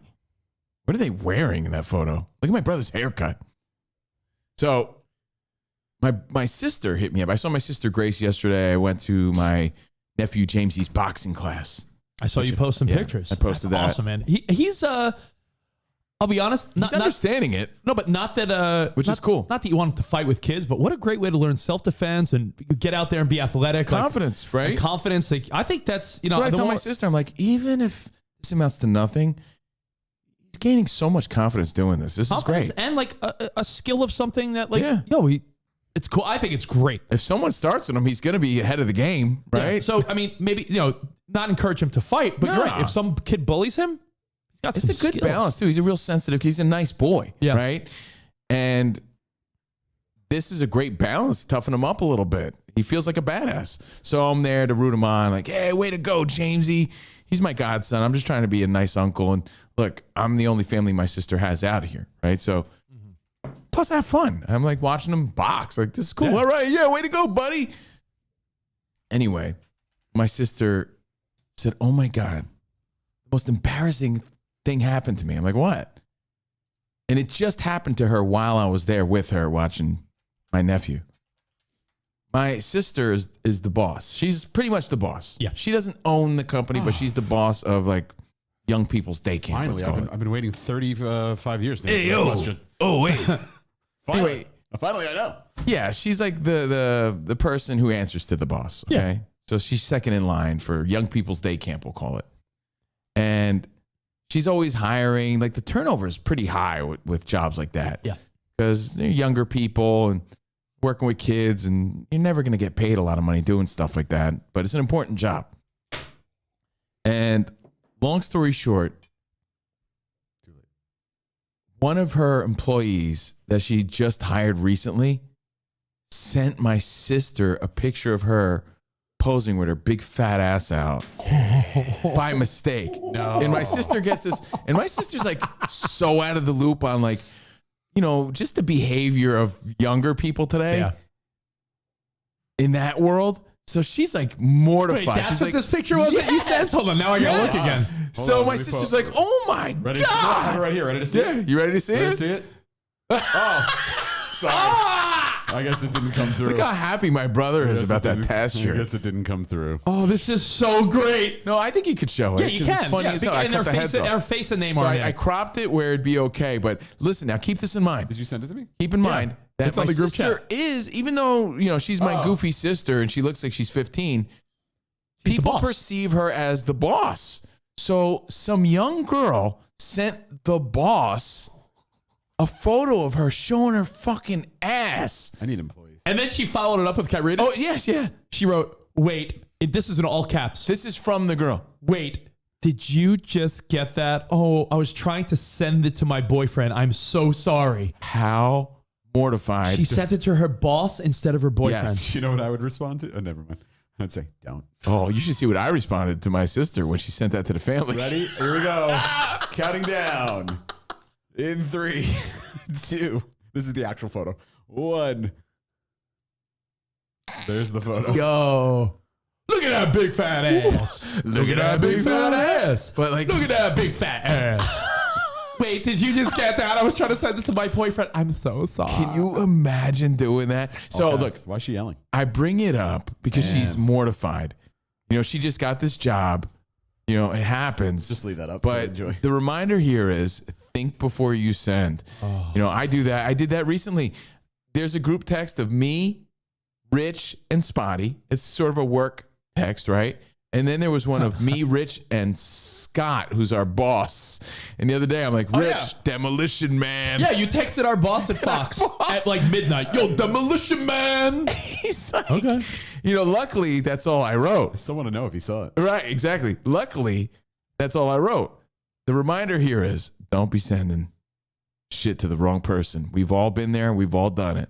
There's a feature, there used to be, right, Spot, where it was the delay feature that the text doesn't officially send until a few seconds later. There's no such thing? There was some. I know there was, right? Gmail had that. Gmail had that. Where you send it, you're like, you have a few seconds to delete it. Very short window. Or I don't know if that exists still. If it's still sending, like if you accidentally send a photo and like sometimes it takes a little bit to go through, you can like quickly turn on airplane mode. It won't go through. Now, airplane mode real quick. I edited that photo, but in the photo, this girl was so proud. Like you saw her doing the selfie action. She's sending it to her boyfriend. Can I see the real picture? Oh yeah. Yes. Oh, I want to see the face. So embarrassing, but funny. Yeah. I mean, it happens. Rich, that happened to. You know what? Sarah just hit me up. She goes, she must be real engaged in our show today. Sarah, that happened with Sarah. I remember that. The thing is, you know what? I think a lot of. It's funnier if you could see the face. Yeah, because the face, the face is like, yeah. See, it's funny. Can you imagine sending that to your boss though? Holy shit, it's so bad. Oh my God. The face is like, but my sister, how does she handle it? Because of course she thinks it's funny and embarrassing, and she's not mad at this girl, but she's also someone of authority at this place that works with kids. So how does she handle that? I think the trap a lot of people fall into when they're sending texts is they mean to send a text about someone, but they send it to the person they want to talk about. That is something you have. If you're going to talk shit about someone, you need to double, triple check before you hit send on that. I'm always doing that. I'm like, like Spot when you're having your clandestine conversations. Yeah, you're like fuck Rich, and you send it to me, and I'm like fuck Rich. You're like, oh, just kidding, bro. Yo, can you imagine the panic? I mean, I want to fuck Rich. I mean, just kidding. Like if I was a girl, baby. And by the way, honestly, how does my sister handle it? Like, look, I get it. I mean, or is she supposed to be like authoritative? No, I mean, because now what you're know what you're doing now? Yeah, fake rage. Like your sister's really not offended. Your sister should be like, your sister should say, I'm embarrassed. Like, not I'm embarrassed for you, but like, no worries. It's embarrassing mistake, but like, don't let it happen again. Like, but I mean, like, be careful next time. Yeah, be careful next time. Right. If it was a text about your sister, that's then one she thing. could be upset. And if you're listening, it's nothing like X-rated, my but it's just embarrassing. Yeah, and the hold on, Spot. How can I send you this picture? It's again. Is it the sexy Sarah photo? Yeah, it's the picture that Sarah sent. I never showed you guys a picture because when I told the story. Like lingerie and a wig. No, I'll show. I think. Or was it a wig? No, I'll show you the picture. Oh, it was a wig. No, the picture is my brother with his bowl haircut. That's the picture. That's the photo. That's the picture. We all want to see that. But I'm going to send it to you. Why is he so excited about Tasmanian Devil? That's what I want to know. Taz. I'm really worried about my brother at this stage of his life. There's a photo that I found. I hope he's a cool kid. There's a photo that I found that I could tell. You know the photos they used to hang up in class for birthdays? Yeah. I could tell it was that photo because it actually had like a stick it with like on the side that said July. It was a photo of me that apparently I was so proud of. I was wearing a button-down shirt that said Big Kahuna on it. And I was like probably in third or fourth grade. Big Kahuna. Big Kahuna. I want to bring it in. So did your sister respond back? I don't know what she did. I think the appropriate response, she no probably joke, handled it with. I think the appropriate response is ha ha. Oh, not look at that big fat ass. No, I think the appropriate response from her boss is like ha ha. Be careful. No, you don't want to say be careful. What is the appropriate response? Because your sister's a normal young woman. So it's not like she's offended, but she is the boss, so she can't be too cavalier. So I think the answer is ha ha.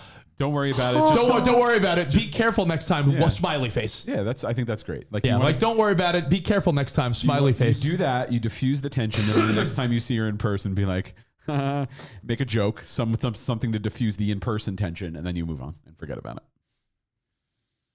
it. Can I take one more stand? Oh, by the way, Sarah's right. Sarah's like, that is the picture. Yeah, you could show it, Spot, but Sarah looks good in it. Sarah sent our landlord this picture in Sherman Oaks because we were on a group text, me, Sarah, and our landlord, Rebecca, because Rebecca would, take in packages for us, or if like we weren't around, she would, like leave stuff by our door or whatever. So I think we were asking Rebecca something about a repair. So I guess it must have been right up on Sarah's top of the text. So Sarah sent me a picture like can't wait to see you tonight, to not just me and Rebecca, the landlord. How embarrassing, yeah. And it's a whoopsie doodle. Yeah, Spot. I sent it to you. I couldn't send it to our group chat. Why does your phone hate our text? Dude, I don't know why. If I could answer that. Whoa!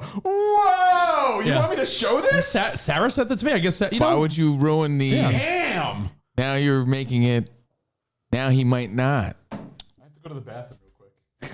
Sarah, and you know what? Jesus! I was like, Rich gets off on that. He wants to show everybody. He really you know does. what? Oh my Sarah looks God. good. Listen. Does she ever? Sarah said this to the landlord. And what's Lord of odd, the I think if it land. was a dude, our rent would have went down. The landlord, she was pretty funny about it, if I remember. She was like, embarrassing, but we've all done it. Like she was... If Sarah looks as good as you say she does, we haven't seen the photo. Can you imagine how like shitty the landlord lady must have felt after that? Oh. Your rent went up after that. Sarah! Yeah, she was probably Sarah! Jesus. She's probably like, I hate them.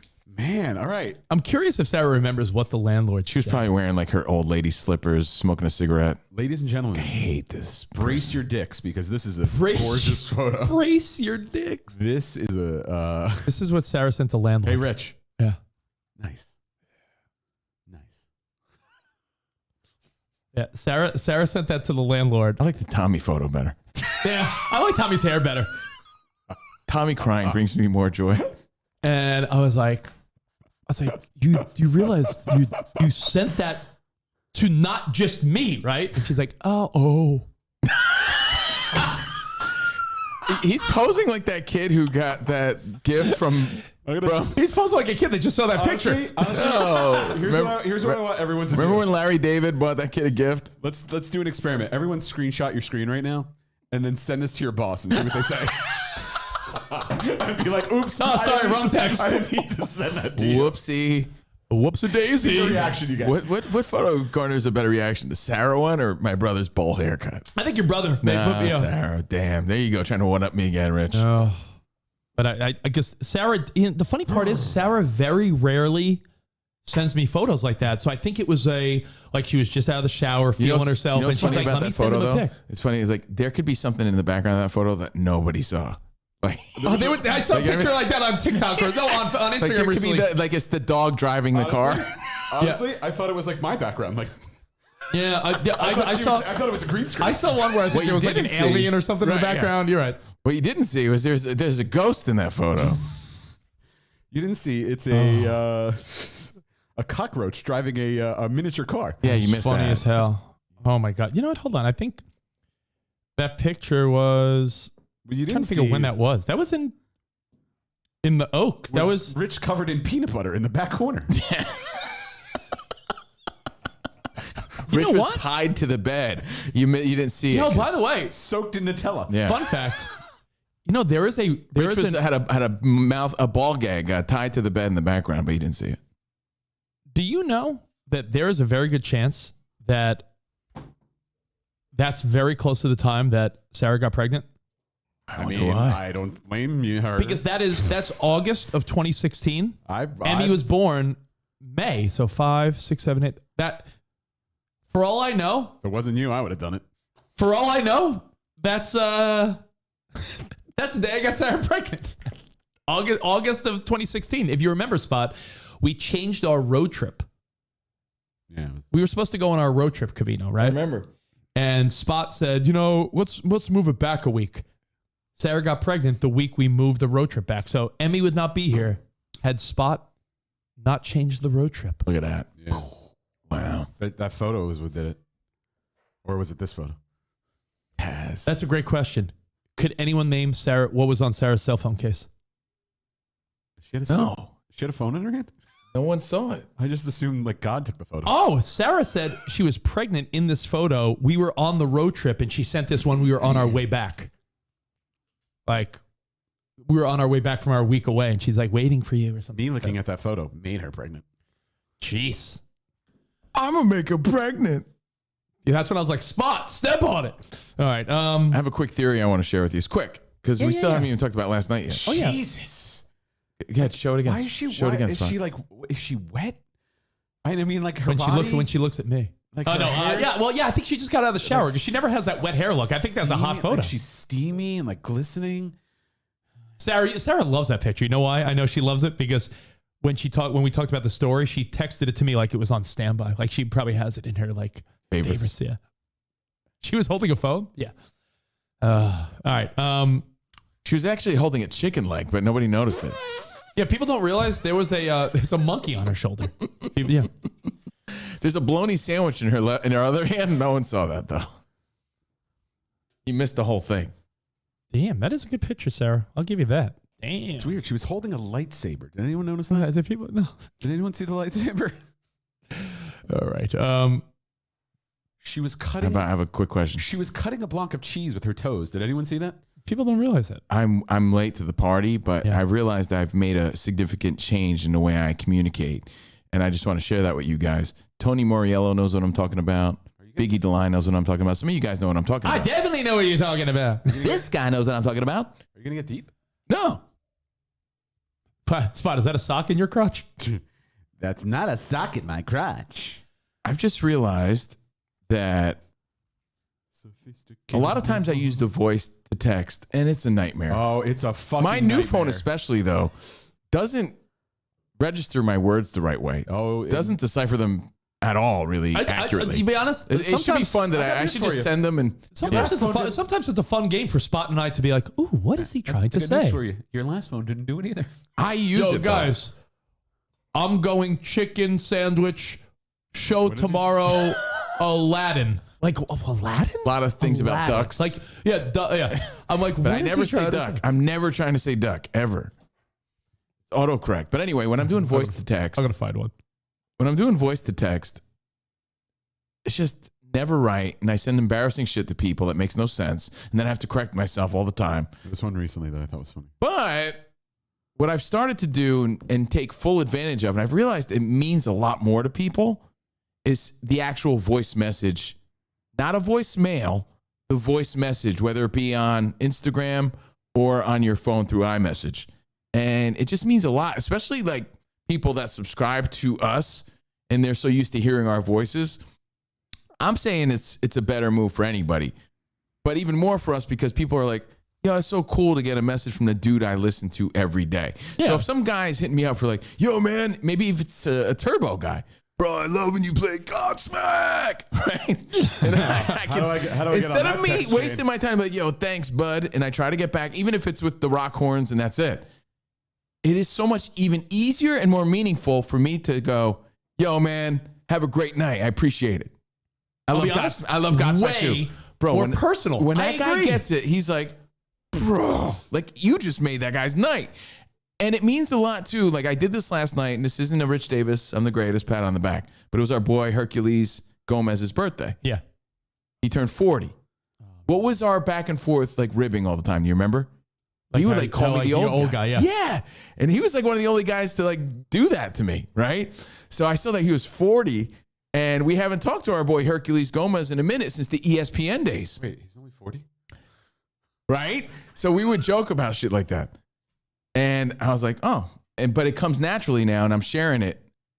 So I get on my thing, and I'm sort of done with voice to Not text. voice to text. I You did just a hit the little voice message, memo. And I'm like, Hercules, feliz cumpleaños ese. I'm like, bro, there's no way you're 40, though. You're at least 50, bro. You got to be 50, right? And I just started, anyway, man, miss you. You know, Rich and I just did Felipe's podcast, so hope you're having a good night. Listen out. We'll catch up soon. Happy birthday, bro. He was like, Covino, man, it's so good to hear your voice. And it really just means so much more. And it's, by the way, guys, and it's easier. I'll do it. And it's accurate.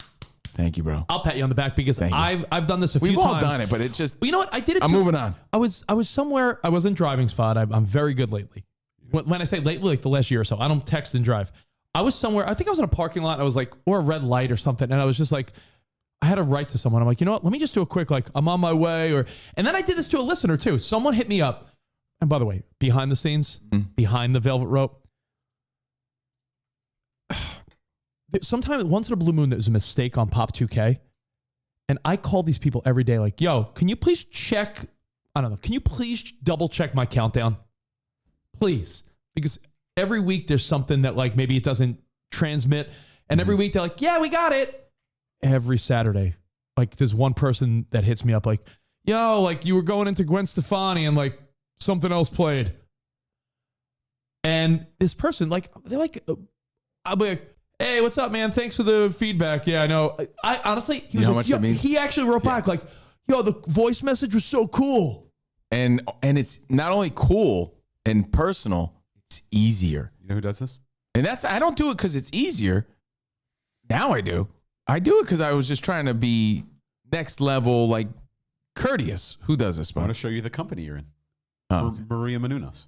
Oh, she does that too. Whenever she messages me, which is only for our cupcakes, but whenever she messages me, she does these like long messages where she's talking. She's talking. Yeah. She's always doing something. She's probably always getting something done or doing other shit. You know her. She's always constantly on the go. But I think instead of voice to text, because what voice to text is doing up everything. is you're giving someone a text message of what you're saying. So why not just give them what you're saying? I know. So it's like obvious observation. And not only is it easier, but it means a lot more. You know where? And I've been doing that more. Like Joey DeLorme. What's up, Joey? Yo, bro, I'll back you up on this. Joey said, he hit me up like months ago. I remember this. He's like, dude, my wife, for whatever reason, doesn't believe you're like one of the best whistlers ever. Or that you were really whistling to something.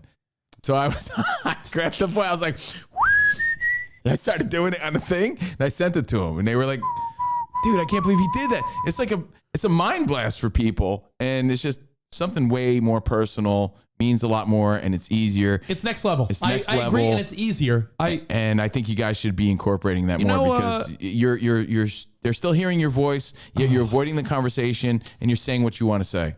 And it's better than the text. You know who did this? And I do great impressions for people too sometimes. You know who did this? One of my buddies, Enrique. Yeah. Iglesias? No. Cool brother I went to high school with. Black dude, Enrique. Iglesias? And he lives in London.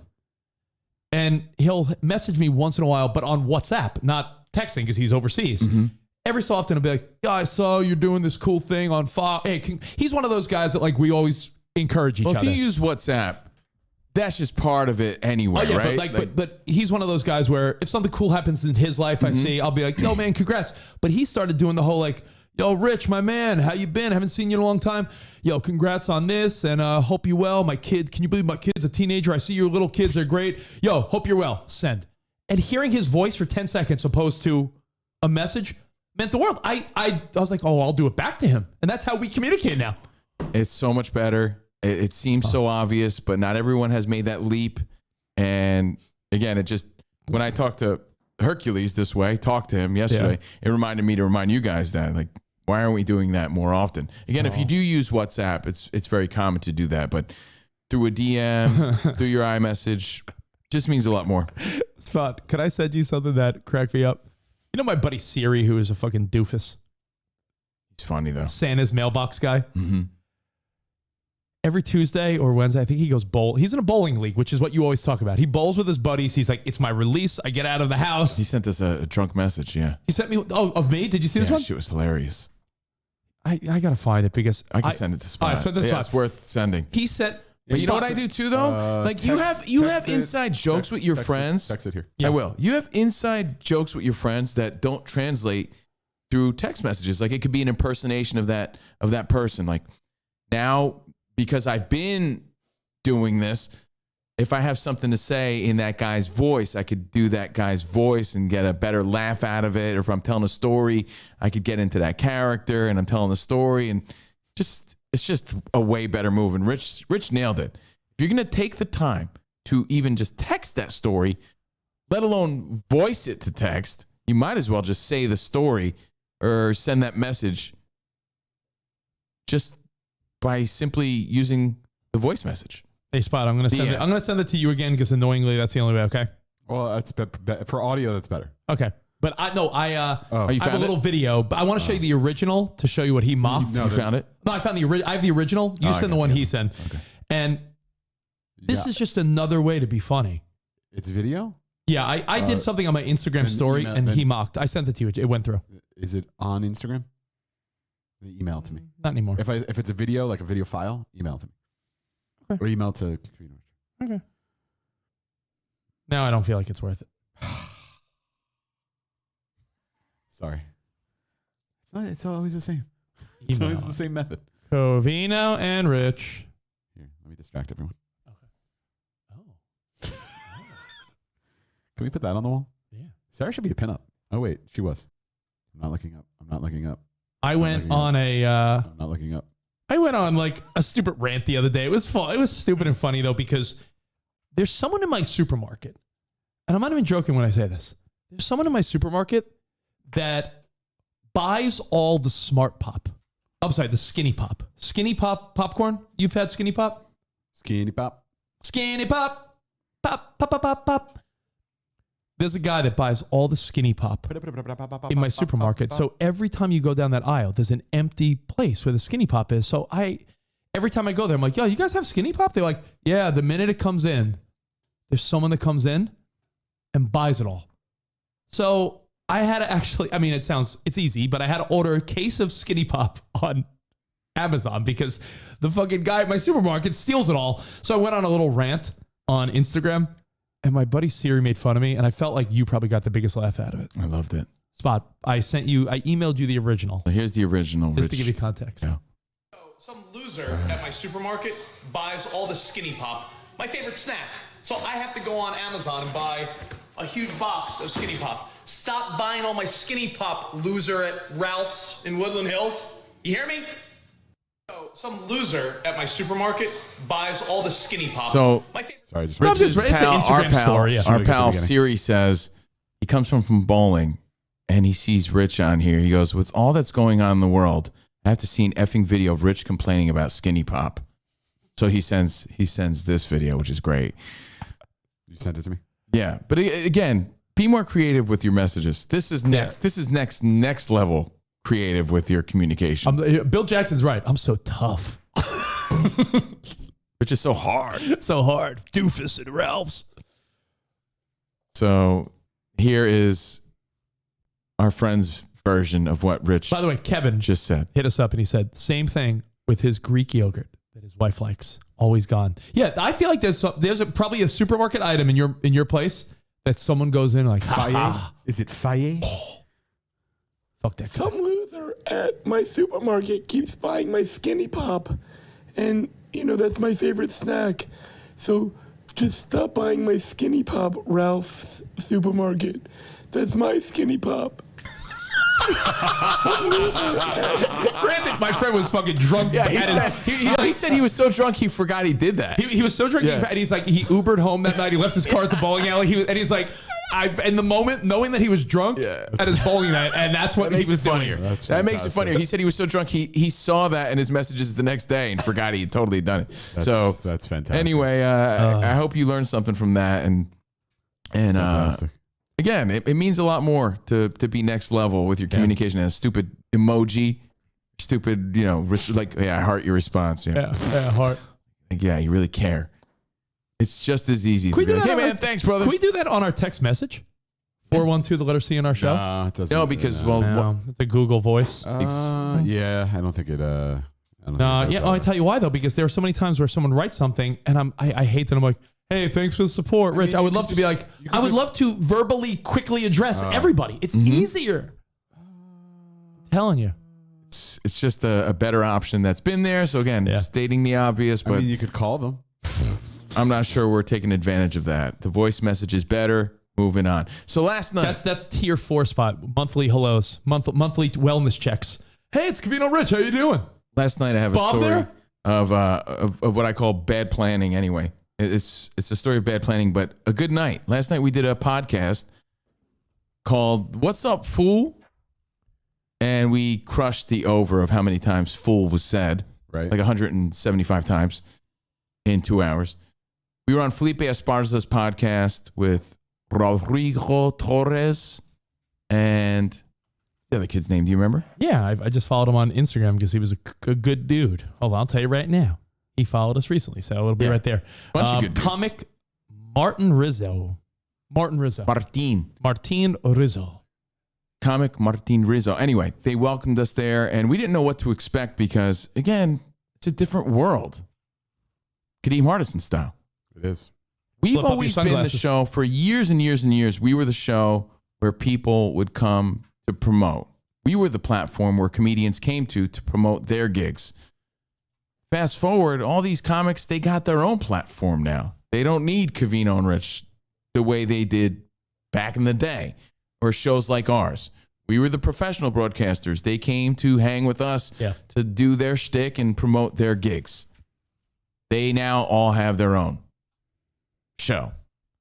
So Felipe was like the first dude to reach out and say, yo, guys, come on my show, which was cool, and I'm thankful for that. Yeah.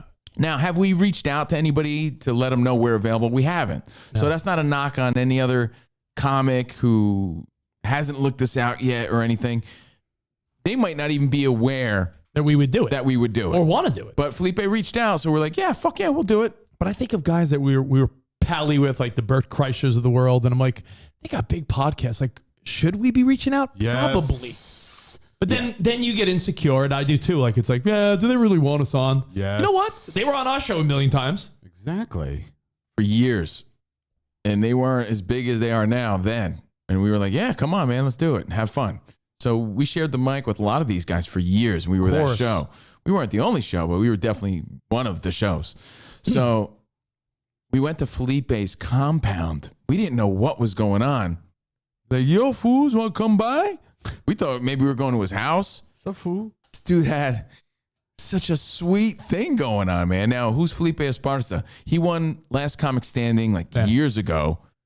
Then he produced his own Netflix special, which did really well. He has, I think, 2 Netflix specials. And especially with the Vatos, the guy is, he's a celebrity comic. Yeah. So I just want to tell you from our experience, how weird it is sometimes to be the guest, at least for me, because I just want to take over and host. Yo, he is such a funny dude, but we ended up sort of hosting the podcast. Eventually I gave in and I was like, all right, I'm just going to start asking questions. Well, because what happens is when you do what we do, Covino and I, it might not feel like it when you're watching and listening, and that's a good thing because that means it's natural.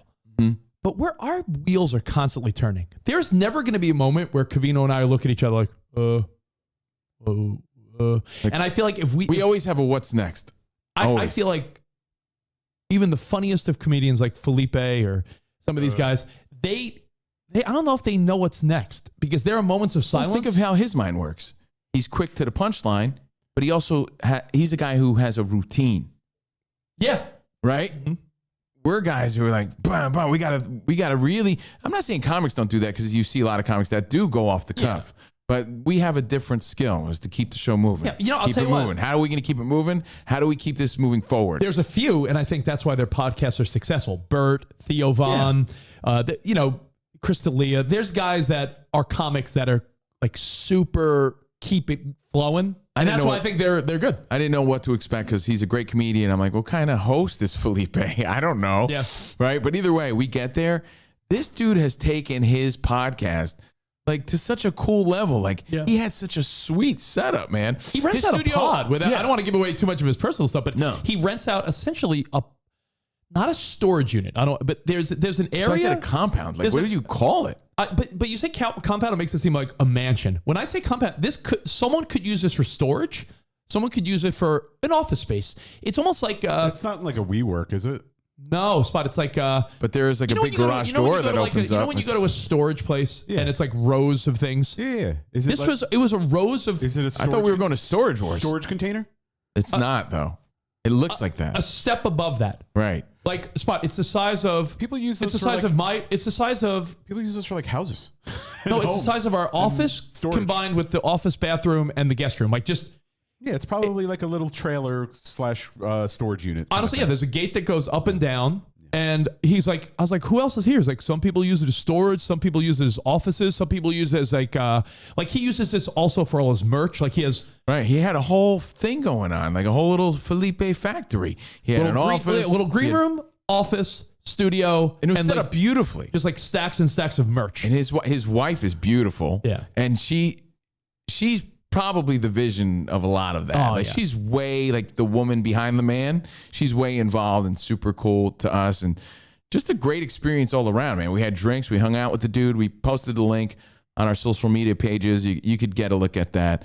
I can only imagine what people were saying watching us, live. I'm sure they were shitting on us, but I'm sure we won them over. It's usually how it works. I think I saw early on when I first started watching, they're like, who are these two meatheads? Exactly. I'm not really? surprised. That's great. I'm glad they think I'm a meathead. That means I know that it comes with the territory, but again, just a different experience. It's not like we haven't been on podcasts before, but a lot of ha-ha-ha's, though, but with the J.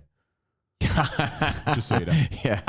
a lot of vatos tuning in saying, who's this fool? Yeah. So what he did have, which maybe we need at some point because it is the rage now. I'll say this: it's not a competition, but our studio's nicer. Yeah. But his setup was really next level. I was surprised because most comics and most podcasts they do it from home. Did he give you? He had a sweet setup. Did he give you an idea? Well, we could have rented a space. That was, but because Rich was building out his house, this made the most sense.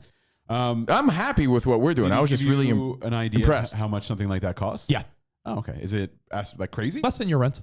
Probably about the rent of your apartment, I think. Oh, that's good for a business. That's great. Yeah. It was impressive, man. But you know what? It's he had something that I'm like, I've noticed. I brought it up last night on his podcast, but it's all the rage. Every club or restaurant or hotspot has like a fake greenery wall with a neon sign by it. Like he didn't have the neon sign, but have you noticed that every little hotspot in New York, LA, Miami has like a fake shrub wall? I told you I wanted a neon shrub wall. Yeah, but it's about the fake neons. If we had a real one, it would have looked much different than this. Yeah, but no. But what I'm saying is that green shrubbery wall, and I can change the color. Whoever makes that must have had a really good 2021, 22. You know what I love? And we saw this at, remember the Houdini party? Yeah. There was a fake green wall, but you can stick cans through it and put drinks in.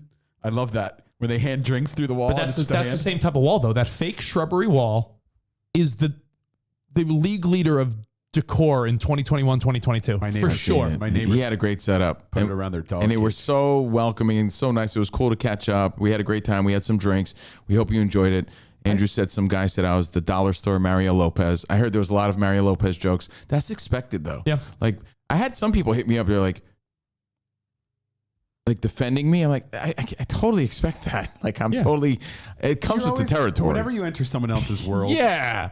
Especially with a following. And you're always going to be, exactly. kind of torn apart. Exactly. Okay. So I knew that heading in, but I thought we did a great job. Honestly, it was fun. He was gracious and sweet, and it was honestly very nice guy. And what I enjoy about Felipe, he may not be my personal favorite comic compared to, whether it be Sebastian or Bird or anyone, but as a person, yeah, like there couldn't be a nicer guy welcoming us, and he was very appreciative as a friend and as a professional. That whether it was SiriusXM, ESPN, Fox, anywhere we've gone, he knows that we've always been very welcoming to him. Oh, and you know what he remembered too, which was cool.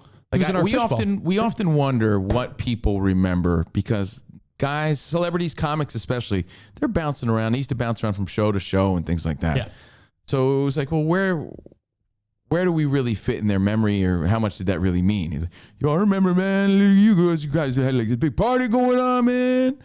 Remember, I think he did one of our DBC sets. He went in the fishbowl. He went in the fishbowl and did like 5 minutes. And then he also was at Caroline's. Remember? Yeah. So Felipe, honestly, Spot, I forgot when we did our show. He remembered when we did our show at Caroline's. So it was cool from our perspective to be like, oh, that meant some shit to him. He remembered that. That's cool. And you know what? In his mind, Covino and Rich included me in an important event for them. So they're my boys. Yeah. And it was nice. Yeah. His wife is super sweet. She is like, she's hot. Yeah. No, but I'm saying she's like he looks to her for like everything. Yeah. She's like, stand closer to the mic. He's like, all right, fool. Because he's just Felipe. He's just she's keeping his shit in check. He's just a funny vato, and she's like a boss. Yes, but it's a great relationship to see. It's like funny vato and boss. They would actually, for all the dumb reality shows they have, like him and her, I'm sure are a wild relationship behind the scenes. Read the commercial. He's like, okay, all right, so hold on, fools. All right, so if you like driving fast, then he starts reading this. If it's mental wellness is important to you. You don't want to get fucked up, fool. When he was reading commercials, I couldn't. Shit was funny. Is his wife the one that runs the show? Yeah. Yeah, you know her, like pretty blonde, like pretty, because I watched a few videos. Yeah, dirty blonde hair, very pretty. Like she's like gorgeous. She's in her 40s. Very attractive woman. Yeah, man. I saw her. Svato did well for himself. So, you know what else is funny about Felipe? And we'll wrap it up because you can watch the whole thing. Yeah. Felipe Esparza is a Mexican guy, right? So, a Mexican guy with a sort of a twisted past, right? And he sort of changed his own stars. That's what's cool about the guy.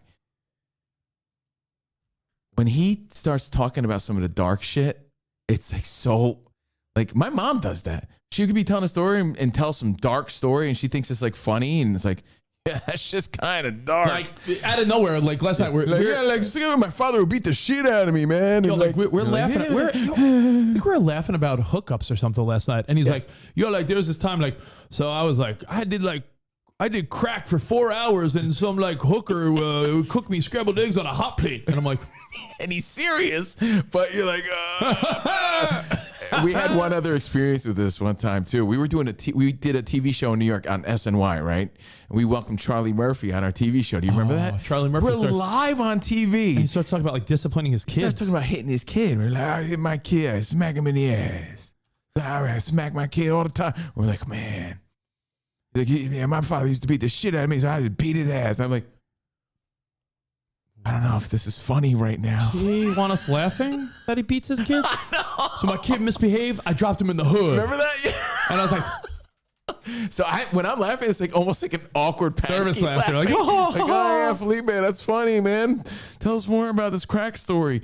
But he's turning his dilemmas into Dilemonade. He's making it comedy, but it's still like from a really dark place sometimes. Yeah. But he's a nice dude. Catch the show. And by the way, we also want to show these people that we bring our own audience. So leave a comment, say something nice.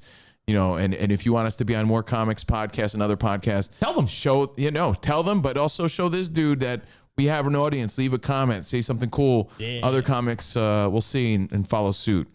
So we had a great experience doing that last night. Hope you enjoyed it. The links are up. Check it out. Thanks, Felipe. Oh, and the bad planning? Dude, we were there a long time. So at the end of the show, I was so hungry, dude.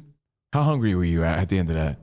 I did not. You didn't have dinner, right? Not that that cut right into dinner time. We didn't get done until after 10 p.m. Agreed. I had when I got home, I had like a turkey sandwich. Like honestly, like a lame dinner last night because you're right. Bad planning because it was like, all right, it's an 8 o'clock podcast and it's live. Show there like 7:30. Yeah, so I was like, oh, wait, that means I have to leave at like 7, which means, oh shit, I'm not going to eat beforehand. So you probably had a little snack before you left. How long is this going to be? Then I'm like, oh, I didn't know it was going to be until 9:30. I got home at 10. I'm like, I got home at 10:20. Right. So I was like, what am I going to eat? I guess I'll have a turkey sandwich. I'm on my way home. Yeah, Jordan, it went well. Yeah, Felipe's cool. Yeah, he gave me a cool El Vato t-shirt, you know. You love free stuff? Yeah, I love free stuff. It was fun.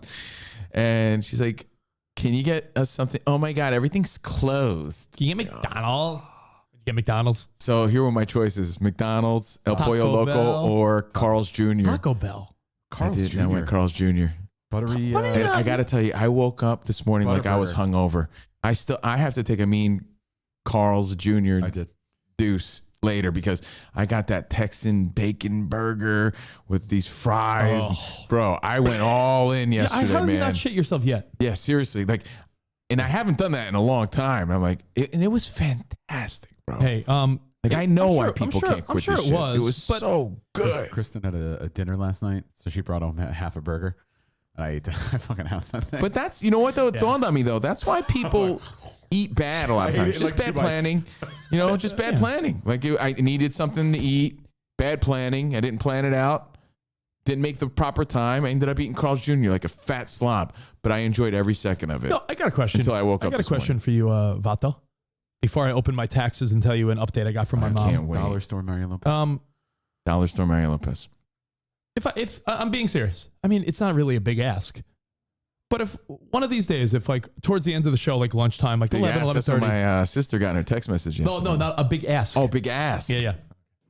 Shit, that girl was like this. Like the fact that she gave like a really obnoxious kissy face. Kissy face. If around this time, over the next week or so, if one day I tell Sarah, can you just please run up, get Covino a Gordita Crunch? Can you please have it so you can see why late at night? Yeah. I feel that to be the best fast food item on planet Earth. Do it. A cheesy Gordita Crunch. I think I've had one. Yeah. Well, if you had one, you remember. But cheesy Not my gordita. first, So when you wonder, like, why is his late night go to like, yo, let me grab a gordita crunch? Yo, it is like crack cocaine. This one time, Dude, that's how I was doing crack with some hooker, and she made me eggs on a hot plate. And then my father beat the shit out of me. And then he laughed with his friends. I cried and he laughed with all his friends. I was laying there bloody, and my dad was laughing. He broke my nose. That's how I feel. But yeah, I felt like I was eating crack last night. Well, not ass crack, actual crack in the form of a hamburger. It was that good. Carl's Jr. visually has the best fucking menu. Yo, Bree. That's how I know Bree and I are pals. She goes, Rich, yes, it is. Cheesy Gordita Crunch is fantastic. That's EJ Reed. I'm telling you, it is. You make fun of me for Taco Bell. I don't go as much as you say. I play along. But when I do, I really do love the Gordita Crunch. And I'm not pigging out having 20 tacos. It is just, as far as fast food items go, there's just something so insanely good about it. So, we'll try one soon. Andrew together. Sims is really getting off on this Mario Lopez joke. I see where you stand. No, he's saying in reality, Mario's the dollar store version of you. Well, you know, what do you not? My guy, I read it wrong. Look at that. I was So ready now to, you love Andrew. I was ready to. You know what I was ready to do? Go Andrew Sims. Why don't you go fucking eat my ass? No, You know, I got a voice message. I read it wrong. Andrew Sims, Steve Covino here. Why don't you eat my ass? Personalized message. Oh wait, I read it wrong. Thank you, buddy. Thank you. Yeah, I know I got a lot of that last night, but I knew I was. Mark is saying I'm right. Yeah. Renee, everyone's saying. Oh, you know Thank what? Mike Wheeler, the chicken chalupa is a good second. But you know what I do? I go chicken chalupa, but instead of, I say replace the sour cream with that spicy ranch.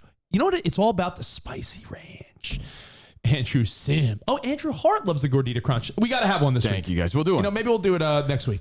All right, Rich. Good news and then my taxes. Good news and then my taxes. Let's do the Rando news spot. There's not a lot, so we're gonna. Rando news, good news, and then we'll end with my taxes. Perfect, because I have good news. Perfect. I don't have a lot of Rando news. What's your first story? There's no sports. The only sports today spot is Baseball opening day. Let's go Mets. All right. Baseball. Covino and Rich. When's the first game today? 1 o'clock. What's up, fools? Fools. Oh, What's you up, know, fool? we have it's fine. I know you. I know you. Do it again.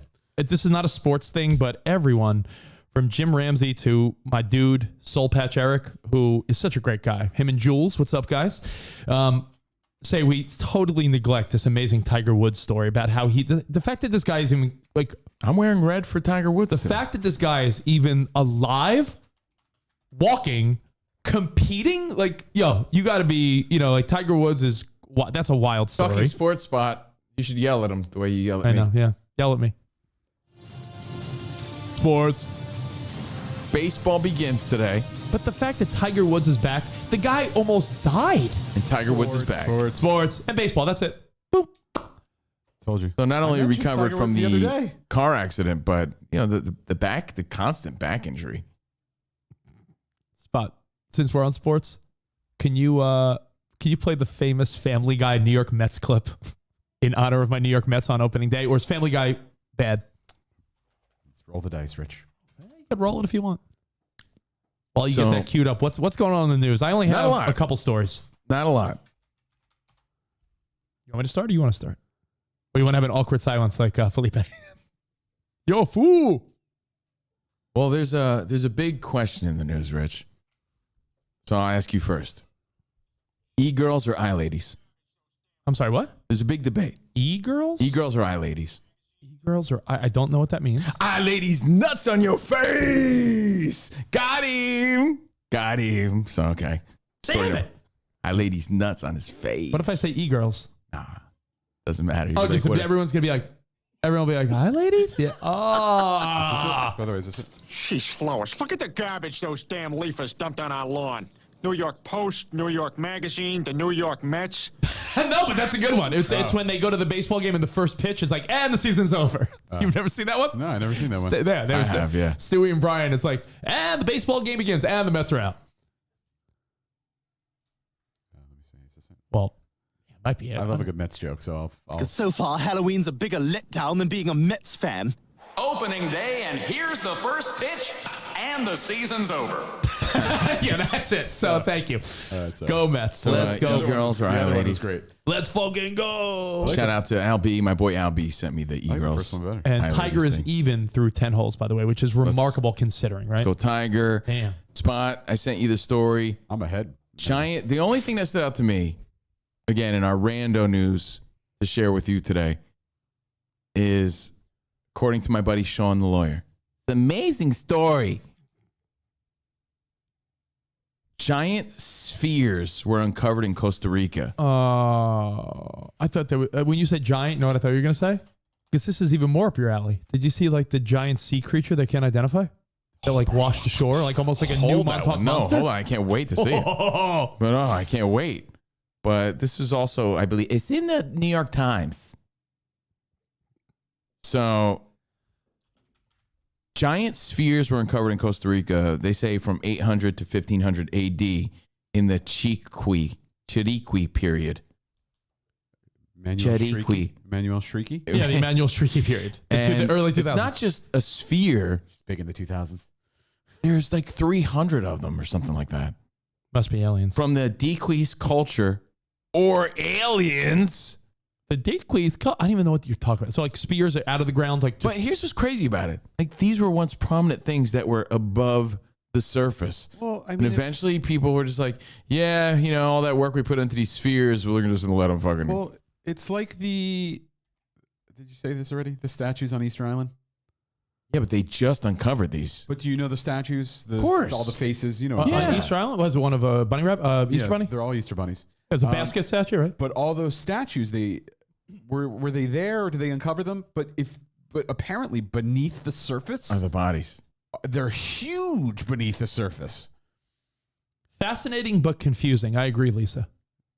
Fascinating but confusing. Am I supposed to be like, well, people had those years ago, or aliens brought them, or why are there all these circle spear? Why are they like? I mean, let me tell you, it's hard to make a sphere. Yeah, but so you're wondering, like, aren't you wondering, like, how? Yes. Like, did they chisel it? Oh, speaking of which, did you see Britney's spear on the beach? Like, I did. With like rolling around with like a top off. Like, hold on. That's other news. Spot. Since you brought up Easter Island, I wanted to share my favorite meme with you. So the spheres thing sort of captivated me. It's like, man, you love aliens. Well, no, they're saying it's from the Dequis culture, whatever that is, from 800 AD in Costa Rica. I'm saying, or aliens, because that's not as easy to do. 300 of those bad boys. But Spot mentioned, well, yeah, Easter Island. I was like, of course I know Easter Island, but my mind thinks of this. It's one of my favorites. Oh, wait, hang on. So this it's a meme. It down. It's a meme. It says, my girl says I look like The Rock. What do y'all think? And then someone responds with, she meant the ones from Easter Island. There's some guy with a misshaped head. That shit's funny. Who kind of looks like The Rock. That shit's but he does look like more of the Easter Island type of guy. Everyone knows what I speak of when I say the Easter. Yeah. I even know. Oh, so then everyone has to know. Well, because if I know it, Spot, I feel like this is one of those things where if I know what you're talking about, people should know. But yeah, they're just... Yeah, show people. Easter Island. Show people. It's these statues, but apparently apparently there's like huge structures underneath them. Didn't Greg Brady have one of those around his neck? No, that was a talisman. So that was the only cool story that I was going after. Of course, Britney Spears, like Rich said, we went from spheres to spears. Yeah. Did you see Britney on her Instagram? Britney's Instagram. She's rolling around naked. Yeah. She's like, here's my ass. And she takes off her top and she's literally like just covering my nipples and my fingers. Like, what is going on? I guess, she feels free. Good for her. But man, like. Man, oh man, a Shevitz. Whatever that means. I don't know what that means. Man, a shit. But our parents said that. I have a couple quickies, and then like I said, I have good news. Well, what about this giant beast that you mentioned? Yeah, no, Spot. It's in the New York Post, not the Times. There's a New York Post article about. It's also in my pants. An unidentified blob-like sea creature that they're like, we don't know what this is. Remember the Montauk Monster? In the same vein, where it's like we don't know what it is. Fisherman hauls in. What is this? Baby dragon. What is this? And other terrifying sea creatures. Is this real though? Yes. I mean, yeah, it's not like that's why, and I'll stick by my statement. The sea is scary. The sea is like way scariest place. I'd rather be shot out into space than be thrown in the middle of the ocean. Agreed. Outer space, it's probably a bunch of nothing You just float around for a while. Yeah. You'll never Space you'll junk. you'll never make it spot light years away where other things might be. But you go in the sea. My goodness, look at these. Look at that. Look at that. See, what are these things? Imagine finding these little sea creatures. Little alien things. I've seen this before. Hamburger fish. Is it? Is it cake? No. Oh, I've definitely seen this before. Spot fucked one of those, I think. Rich definitely did in the early 2000s. But With where's that- the one you speak of? There's Rich. This is, what's crazy? This isn't even the exact article I found, which This is is even the- more the wild. Post. No, I know, but Spot. Fisherman hauls in baby dragon and other terrifying deep sea creatures. I saw from yesterday. Is that 2021? This is from yesterday, April 6th, 2022. Oh shit. Oh yeah, I saw another one. Which means, geez. I mean, we've all seen like a fucking, a Muppet, right? No, like a Mario. Or no, that looks like Kenny from South Park. It does. And we've seen the anglerfish before with the little light. We've seen that. This blobfish. Speaking of blobs, Spot, I think you posted this recently. Go on. I've seen this several places. What? The photo of me on the beach? Scientists have created like a magnetic slime to remove things and from it moves people's around. body. Yeah. Have you seen that? No, I haven't seen that. Magnetic slime is crazy. They've created like a robotic magnetic slime that could enter one's body, retrieve whatever. I don't know what the purpose or the actual use of it would be, but retrieve things, get it out, and they can remote control it somehow. Yeah, through magnetic pulses, they could control the slime to get into little areas. Crevassiers. Yeah, that's what it is. Is it the skull of the marine monster, a whale predecessor found in Peru? That one? It's possible. Show that, and then we'll move on. But yeah, I find, as you always say, Spot, the sea. This thing? No, but that's another wild thing. Like a skull of a sea monster? Yeah, man. Let me tell you. Yeah. Well, if you think about it, think about how these things evolve to adapt to like deep parts of the ocean. There's parts of the ocean we've never been to. Like as horrible as the movie is, did you see Aquaman? I did not. Well, in Aquaman, he goes to like the trench, the deepest part of the ocean. And down there are these like crazy, scary, like evil looking things. And I imagine that's what's at the bottom of the trench. Because to survive in like deep darkness and high pressure and all that shit that's going on below the ocean, you got to look weird and be weird and have these survival skills. So I am not messing with anything in the ocean. Sea blob. And if you want to see, just think, walking on shore, you can get stung by a jellyfish. A fish made out of jelly. you want to see blobs, pull up that article. Check out me on the beach this summer. No, one might save your life one day. Just to see what we're talking about, and we'll move on because Rich has good news and the tax reveal. Oh. That's a show, my friends. So robot slime is in the news this week, and I keep seeing it. This is the stuff. And if Spot hasn't seen it, here, play that clip right there. You can see it. This is the stuff that's gonna that like the Matrix and like. Yeah, this will end the world. This will end the world. This will someone will hack this, or robots will take over and will be controlled by robotic slime, and then we're all gonna be extinct. Yeah, we're dead right now. See that? Yeah, dead. You could get into a little Crevassier spot with robotic slime. Robot made of magnetic slime could be deployed inside the body to perform tasks such as retrieving objects swallowed by accident and other things, I'm sure. Think of the implications of misplaced items up your anus. Yeah, now you got the slime to go and get it. Could save lives by searching our insides. Nope. So this thing could search your inside. Maybe remove some. Nope. Some. What are those things people get removed? Is that polyps? Oh, yeah. Hey, it could go in your body spot and help. Who knows? All right. That's the random I news got of the day. two more quick headlines, and then I'll go. Need things traveling around my body controlled by other things.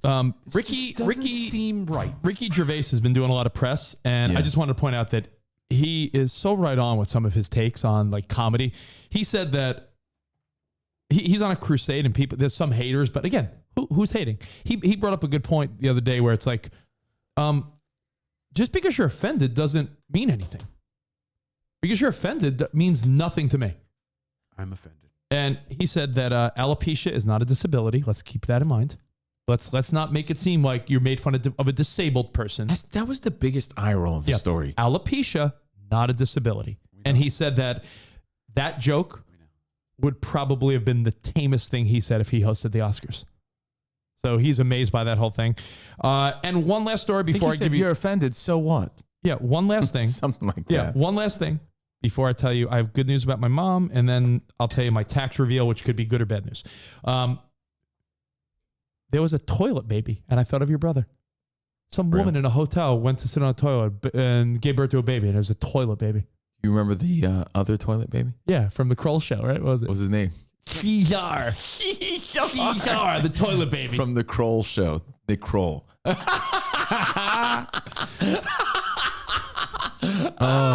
There's the original toilet baby. It was my brother. The original toilet baby. Then Caesar, and then this kid. It's funny. What as a hell. story. What a story. My mom hit me up, and she got a job offer in Maryland. Get out. So it looks like, because remember I told you she had started. Hey, right? So my mother had started because she finally met my sister's daughter, little Lena. My sister has a daughter. If you don't know, Lena, about a month old now. And I think my mom, while Florida did seem like a great idea because it was warm and cheap and all that stuff, I think she realized that if she stays in the Northeast, she'll be at least a driving trip, a bus, a train, whatever it is, close to my brother and my sister. And then she can fly out here whenever she wants. So she's looking in the Maryland area, and she got a job. She was offered a job where she starts May 1st.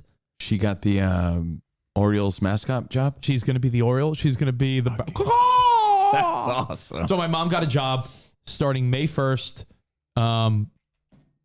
Good for her. That's great. 30 something hours a week. She's giving Carmen Sandiego a run for her money. Yeah, and listen, she has her Social Security, so making almost $20 an hour, 30 hours a week, like a mom type of job. And I'm so happy for her. That's really great. Yo, do you understand the stress level that takes off of me? Like, I'm like, I hate to bring in like negative news in such a positive, happy moment. Yeah. But that forces her boyfriend Butch's hand to Maryland. Like, was that a place he was willing to go to? He will probably go anywhere. But now it forces Butch's hand to be like, yo, get a job too.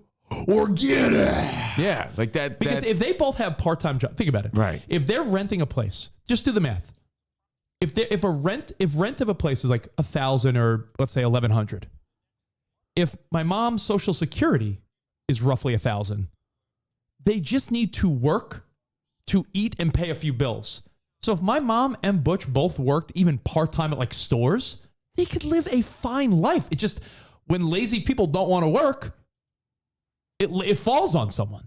So I think this is great news. So that is great news. Do you understand the congrats to Marianne. So did did she accept the job? Yeah. She accepted it. Okay. That's So awesome. I just, to me, it's like, so that's official.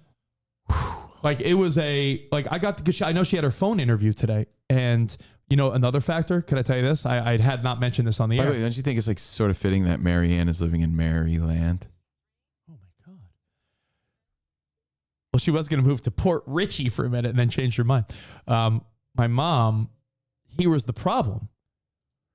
To move into a new apartment, you need to show how your income and Social Security adds up to a certain amount for them to accept you. Mm-hmm. So without this job offer, she couldn't even begin the apartment process unless I co-signed, and I was not going to co-sign some shit that Butch was involved in. Oh, yeah. So this to me, she's got her independence back. so now she has her independence, That's nice. money, everything. She doesn't have to rely on Richie.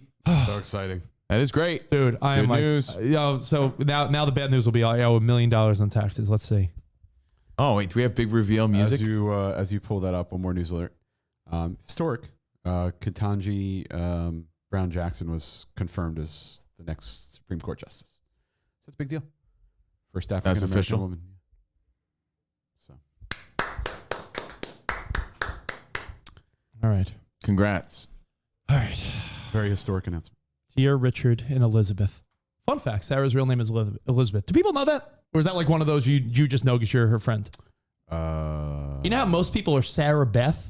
Like Sarah Elizabeth? She's actually Elizabeth Sarah, but people call her Sarah. So every time on some type of form, or anytime someone's like, Elizabeth, people are like, who's Elizabeth? It's my wife. Did you know my mom's real name is Marie? That's right. Maria de Hortensia. What? But they go by their middle name. Did you know that? I didn't know that. All right. The most beautiful sound I ever heard. Hortensia. Oh, here it is. The big reveal.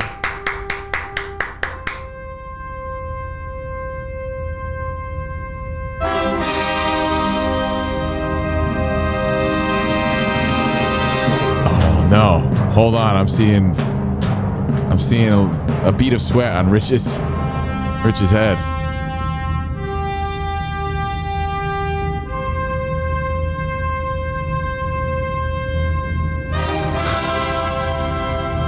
I can't tell if it's good or bad. I can't either.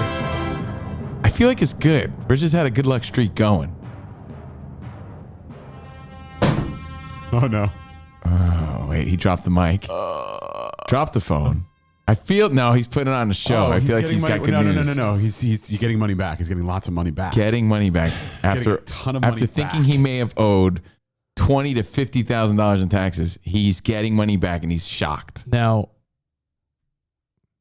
thanks to, I'm guessing, Covino and Rich LLC. And thanks to, I guess, all the write-offs that sort of counter what we do here for this. This is good. This is good. And I'm guessing because of the the hundreds of thousands of dollars I put into this house, which a lot of it falls under the jurisdiction of our home studio. And a third of this house, I could technically say, is for work, office, Sarah's office, bathroom, our homes. I owe less than $10,000. Oh, so you owe, but less. Like than I owe the state. I owe the state like $5,000, and federal is sort of like a push. You check so both? it's like, yeah, whoa. Sarah, I don't think Sarah knows this yet. You know what that means? Gal Garage starts next week. Oh, I heard her cheer. I heard her cheer. I heard that she heard the cheer. Well, yeah, because Wow. if it set you back a lot, then you really couldn't pour more money. Yeah. Yeah. Sarah's happy. Yeah. Oh my God. Oh, I'm gonna call Andy. I'm buying our accountant a fucking hooker. Yo, he saved us a lot of money. And the thing last is, year this he guy came through the most. Yeah, stuff. last year I got more money back than I've gotten in the past. Well, you know 10 why? years. It's all about knowing the tax codes. And you know what it's like? I'll give you the best analogy. You know when you go to... By the way, good news. Great news, Mom. You know... He can you know start when his you- gal garage. You know He's when you not go, spending lots of money. You know when you go to a barber or a dentist By the way, or any I love type of... how I make the least and I have to pay the most taxes. That means you probably made the it's most. right. There's a lot of kids and houses and You stuff like cashed that. it out. Right? Yeah, and I don't and- write off Melody, but I'm considered head of household. So look at it this however way. they write that off. Look at it this way. The craziest part of this whole thing is when you, I brought up the barber, right? A barber, a chef, anything. Spot, wouldn't you agree that the people that are younger and more in the mix just have the newer techniques and the newer, like you always talk about like an old barber versus like the new guy. Like our boy Addie's always trying new techniques of hair cutting and Where an old guy probably just stuck with his same routine. He didn't learn new shit. You know, like Addie's always breaking out. Know what Addie does when he doesn't give me a haircut? He's like, "Yo, do you mind if I try this new hair product on you?" I'm like, "Yeah, sure." They're always testing out new clipper techniques, Poof reduction. There's always new styles and new techniques and new ways to do things. Poof be gone. And I feel An old that way. accountant might not give you that. I yeah. feel that way about dentists, doctors, different strategies. Our old accountant that we used in New York, I was convinced we were just a number, and they were like, put it in, print, you owe me $500. And it's like, well, are you using all the legal loopholes? This guy that we use now, he's like, yo. And he's taking the time to do it. And you know what? Between the three of us and between the three of our individual income taxes and our company, I mean, we're also paying the guy thousands, but still, this guy knows every legal, legitimate loophole. Because I was like, yo, we can't be getting any funny business because, you know, and he's like, no. He goes, I know every. This guy knows every legal ability to, like, well, you do this, right? You do this, right? Well, you do this. Hey, you went on a business trip, right?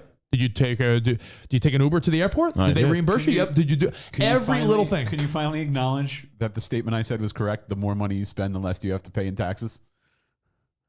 I'm going to ask him what the reason is. I agree with you, Spop, in a way, but I think it's not you. I think it's the fact that I offset everything with, hey, by the way, here's $200,000. You're not going to get that tax break next year because you're not building a house next year. Exactly. But I also, you know what I also did this year? Cashed in like a lot of money in stock and stuff like that. But it all offset because I think it all offset because you had to offset it somehow. So because I was like, I have $200,000+ in receipts for.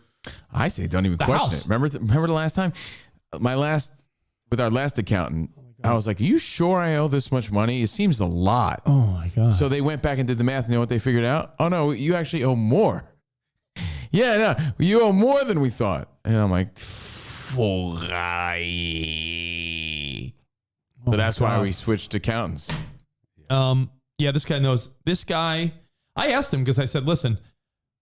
I years ago, like 10 years ago, I got audited once, and I was pretty accurate with what I had done, and I had my receipt, so I ended up, it was like a $500 difference, but I had been audited once, and I was like, listen, I don't want to go through anything, so please make sure you're doing everything. You know what he says though? This guy, he goes, if you were to get audited, that's what I'm here for. Right. Yeah. So don't worry, like I'll handle it. Yeah, like, but you know, I was like, listen, I want to make sure. And gone are the days where like you have to have a receipt from something that you did like 5 years ago. Everything's online now. Yeah. Like you can go back, look at your credit and card. you know what? statements Everything we do from a Covino and Rich production standpoint.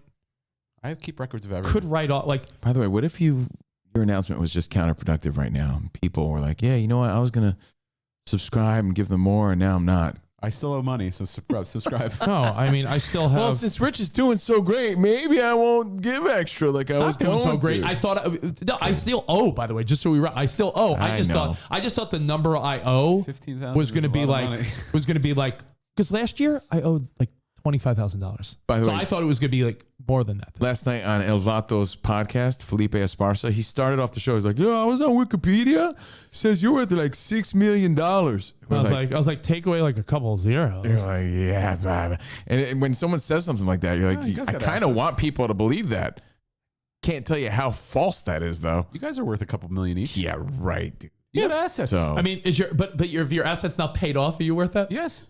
This is an asset. So I made a joke. I said, yeah, maybe before divorce. You don't have liquid $6 million, but you have like liquid a few. I got a. By the way, Rolando said I got a guy that knows all those legal loopholes as well. That's actually Best a great thing point. I ever Rich. did. Great point. If you got an old crusty accountant, are they really doing things up to today's standard?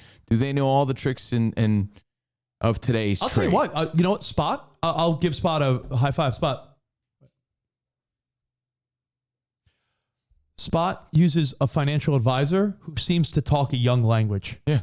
Oh, he's a good dude. Yeah. His name is Hans, so he sounds like an old guy, but Covino's talked with him. But yeah, Hans, he's a cool dude for sure. Yeah. And he's someone that will carry me into retirement. It's very hands-on so too. I don't need right? to, so now I'm set for my financial career. But what I'm saying is, my dad talked to me about this recently. My dad's retired, so he spends a lot of time really focusing on like the market and stuff. Like that's his hobby. And my dad's like, I know stuff my old advisor doesn't know, because my dad's old advisor that I think he's probably getting rid of, it's like older than my dad. And my dad's like, this guy doesn't, I'm telling this guy things. Right. My dad's like, hey, what do you think about this? And the guy's like, let me look it up. My dad's like, look it up. Like Kramer was talking about it. There was an article in the New York Times about it. Right. How do you not know? Yeah. So financial advisors, accountants, barbers, chefs, even with school shit, right? Like some of my daughter's teachers, the younger ones, I feel like the projects they do with the kids are way creative. And I'm like, yo, just fresh ideas. And man, if anything, make this be a reminder that two people could do the same job. And if someone has outdated skills or an outdated mindset, you're not taking advantage. Nail on the head. Honestly, best point you made in a minute. It's the truth. Again, I want to emphasize that I talked to this guy thoroughly. Like, hey man, like for real, like let's make sure everything's legit, because I don't need the hassles of like drama. And he's like, no, dude, I know every legal tax code. It's what I do. He goes, I run this big company because it's what I do. He goes, you know what you do? You're good at it. I'm good at what I do. Yep. And Yo, it's like I'm done. I made the same point 10 times in a row, but I'm excited. But if you want drama show, remember Triple G fights this weekend. Yeah. You know what? I talked to my dentist about this spot. Our dentist, what's his name? Dr. Ramshid. Yo, this dude is like a young, cool Indian dude that's like, he's like, yo, I know all these. When he's doing dental work, he's even talking about new techniques. Like, yo, people say that you should do this, but that's outdated shit. Like, he tells me, he's like, that's outdated shit. He's like, use this, do this. He says, I'm just saying, it's like, it's amazing what people think you need to do, but you don't. I talked about that on this week's podcast with Nicole. The things your parents told you that are fake. Think about that in every profession. Like, what did your parents tell you? Don't go to bed with wet hair.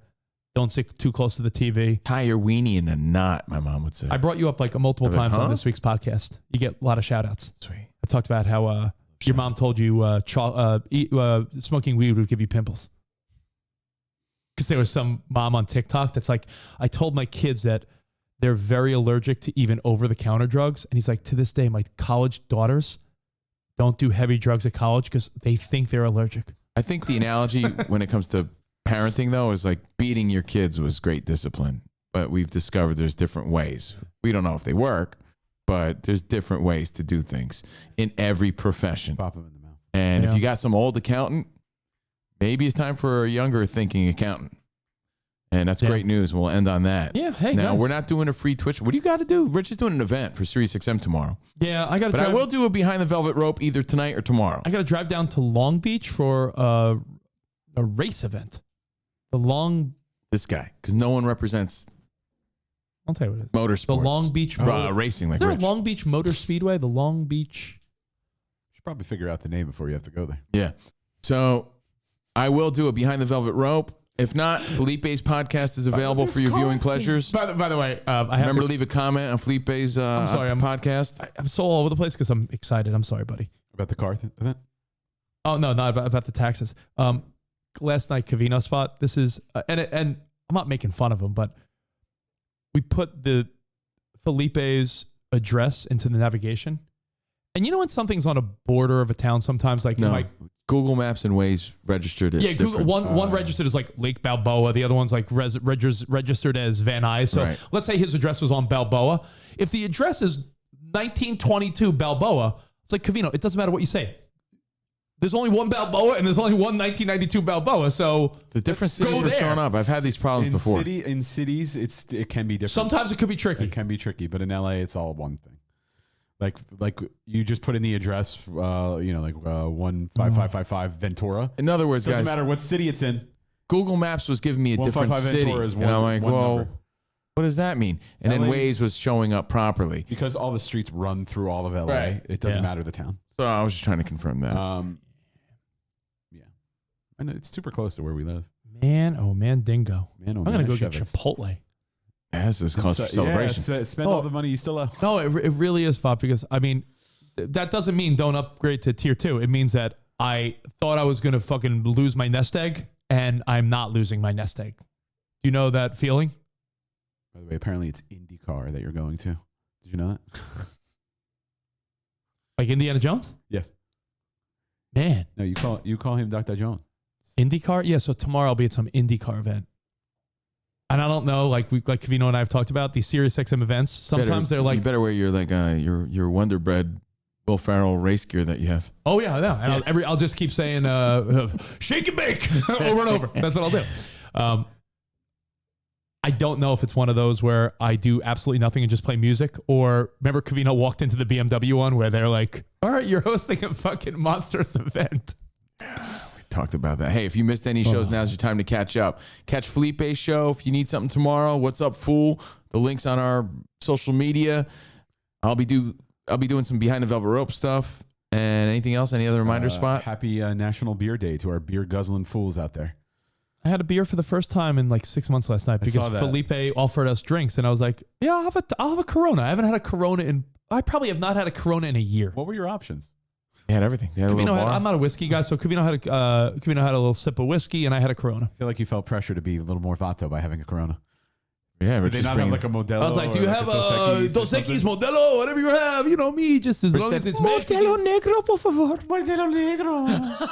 Can I tell you? There was points in our conversation with Felipe. I know we got to get out of here, but there were points in our conversation with Felipe where there were moments where you and I sort of led the conversation. Yeah. You know what one of my backup thoughts was? What? Yo, guys, you guys are a bunch of vatos, and I'm the white guy.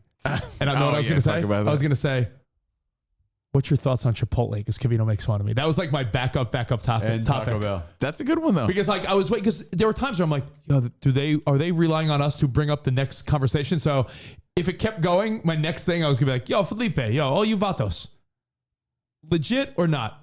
Chipotle. Is it me? Or just one more last thought about Yeah, Corona. dude, I'm having fun. I'm in a great mood. We could go all day now. Was there like a window in the early 2000s, not the richest butthole, but was there a window in the early 2000s where everyone was drinking Coronas and the whole thing was like you take the lime and you put it in and you put your thumb in and you flip it upside down? Yeah. Wasn't that a thing? Oh, yeah. Or was it a Mandela effect? Or was it a Mandela effect? Like, I could have sworn. No, but lime upside down, turn it up. Yeah. It was everybody. And everyone did it. And it was like the cool thing to do. Like, oh, you know what happened? The virus came and it sort of ruined it. Yeah, you know what? That was my first Corona since Corona. Yeah. No, but it was, right. You're right. It was the go-to, I think, for our come up, for sure. Okay, I want to make sure. Yeah, I was because our parents, you think who drinks Budweiser, but our grandpappies and who does? Our parents, Banta Buds do. And then our generation came along. We're like, yeah, Coronas. And of course we dabbled. I'm just saying, but Corona was very popular. I've never like enjoyed the taste of it, but Corona was always like I guess refreshing, and I mean liquid's refreshing when you're hot, right? So I mean it couldn't be that bad. I like it better than Bud, I guess, right? Unless of course Bud is sponsoring us. You mean Band of Buds? Bud Light's decent. Yeah. Decent. Actually, Budweiser has a lot of Rando beers that are great. Last thought on a Throwback Thursday. Sorry, Bud's killing with their seltzer game. Their seltzer game's pretty tight. Last thought, Covino, on a Throwback Thursday. Tell me if you disagree. In our come up, when on a Throwback Thursday, when you and I were going to events like Band of Buds, or when we were influencers before influencers. Yeah, when we were the original influencers and we were scamming booty and having fun and original influencer. And I can't even say it. Getting in trouble and being dumb. Would you agree that Red Bull vodka, Fireball, and Cristal are the top three like 2000s club? Cristal. Like Red Bull vodka was huge. Red Bull vodka was huge. Red Bull vodka, Fireball shots. Huge. And if you were in a club and someone was being fancy, a bottle of Cristal, a bottle of Chris. Was that what? Did I nail it with those three? Or is there another one? I don't know about the Cristal. I mean, it was definitely Cristal was big. Yeah.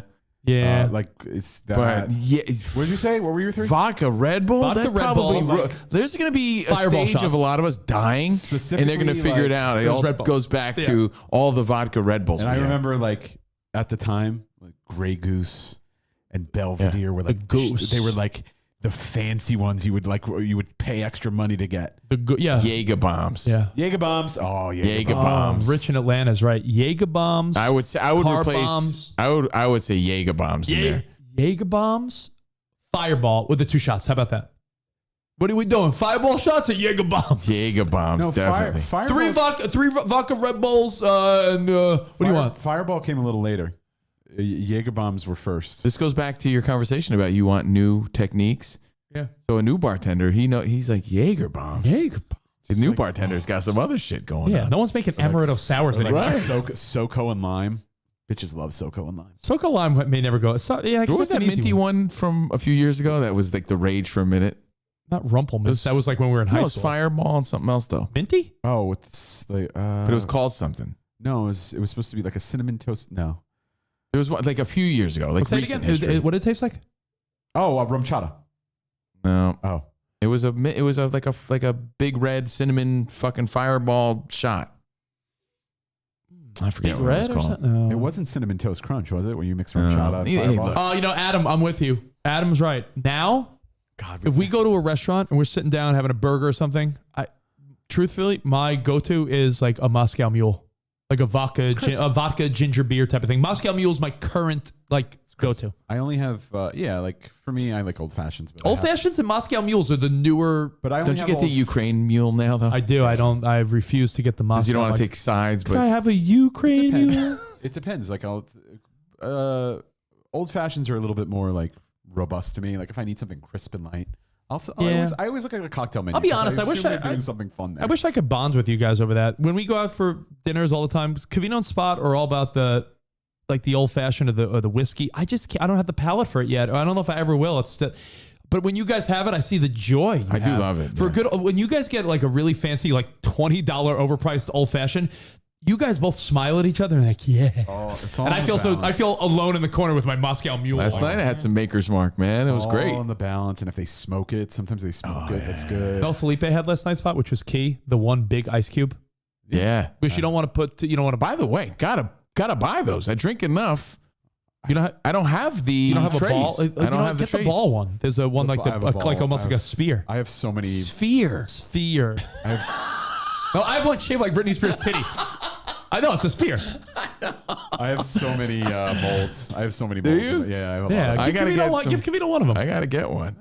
So I drink enough. I don't buy them. I gotta get one. I drink enough old fashions. I have one that's shaped like a skull. You'll love it. Oh. Actually, Rich, I'm gonna jack some of those old fashioned mixes you have before I leave today, so I They're can right there. enjoy one. I have them ready. tonight. Want me to show you? Nice. Yeah, because the weekend starts. The weekend starts now for us guys again. But I will do Behind the Velvet Rope. I'm thinking about busting out the guitar. Not at the list. Shout out to our boy Aaron. How do people buy these pre-made mixes though, Spock? 'Cause they're fantastic. The letter B, friendly.com. Oh, really? Yeah. I didn't know that. I'm going to write this down because it deserves some shout outs. If you like an old fashioned and you want a pre-made mix, you just pour it in. It's so easy yet so delicious. Be friendly. Oh, wait. Maybe that's not it. What does it say on the side? Or maybe it's B-friendly. Oh, wait. I didn't type it right. It's be friendly. Yeah, I didn't type it right. Old fashioned cocktail mix. All right. Well, hey guys, Shout out to our boy Aaron. have a great night. Be friendly. Quality cocktails. Yeah, this is good stuff. Look at this guy. Wouldn't you want to drink from this guy? Stay off the Red Bull vodkas with Oh, that I have chest this- pain, Cove. By the way, are you checking that out this I got a weekend or doctor no? appointment. Let's go. I got to go. I got a doctor appointment today at 1:30. All right. So What are you going and tell him? tell him I got. I actually feel good today, but I'm. It's so typical, right? It's like the car makes this weird sound, but when you show the mechanic, it works just fine. Yeah. I made the appointment today, and I feel just fine. Want me to punch you in the chest? Doc, up until right this moment, I've had chest pain. It burns when I peed until today. So I don't know. What type of chest pain? Like heart pain or muscle pain? There's a difference. I can't tell. If you want my honest opinion, I think it's anxiety and stress, and it's showing in the form of like, ugh. Might have strained a lung or something. Dr. Jeff said, and shout out to all the doctors, Dr. Tim, happy belated birthday, buddy. Dr. Jeff, Dr. Greg. Ed, what's up? He says, it seems like I'm just having pain from like chest wall pain.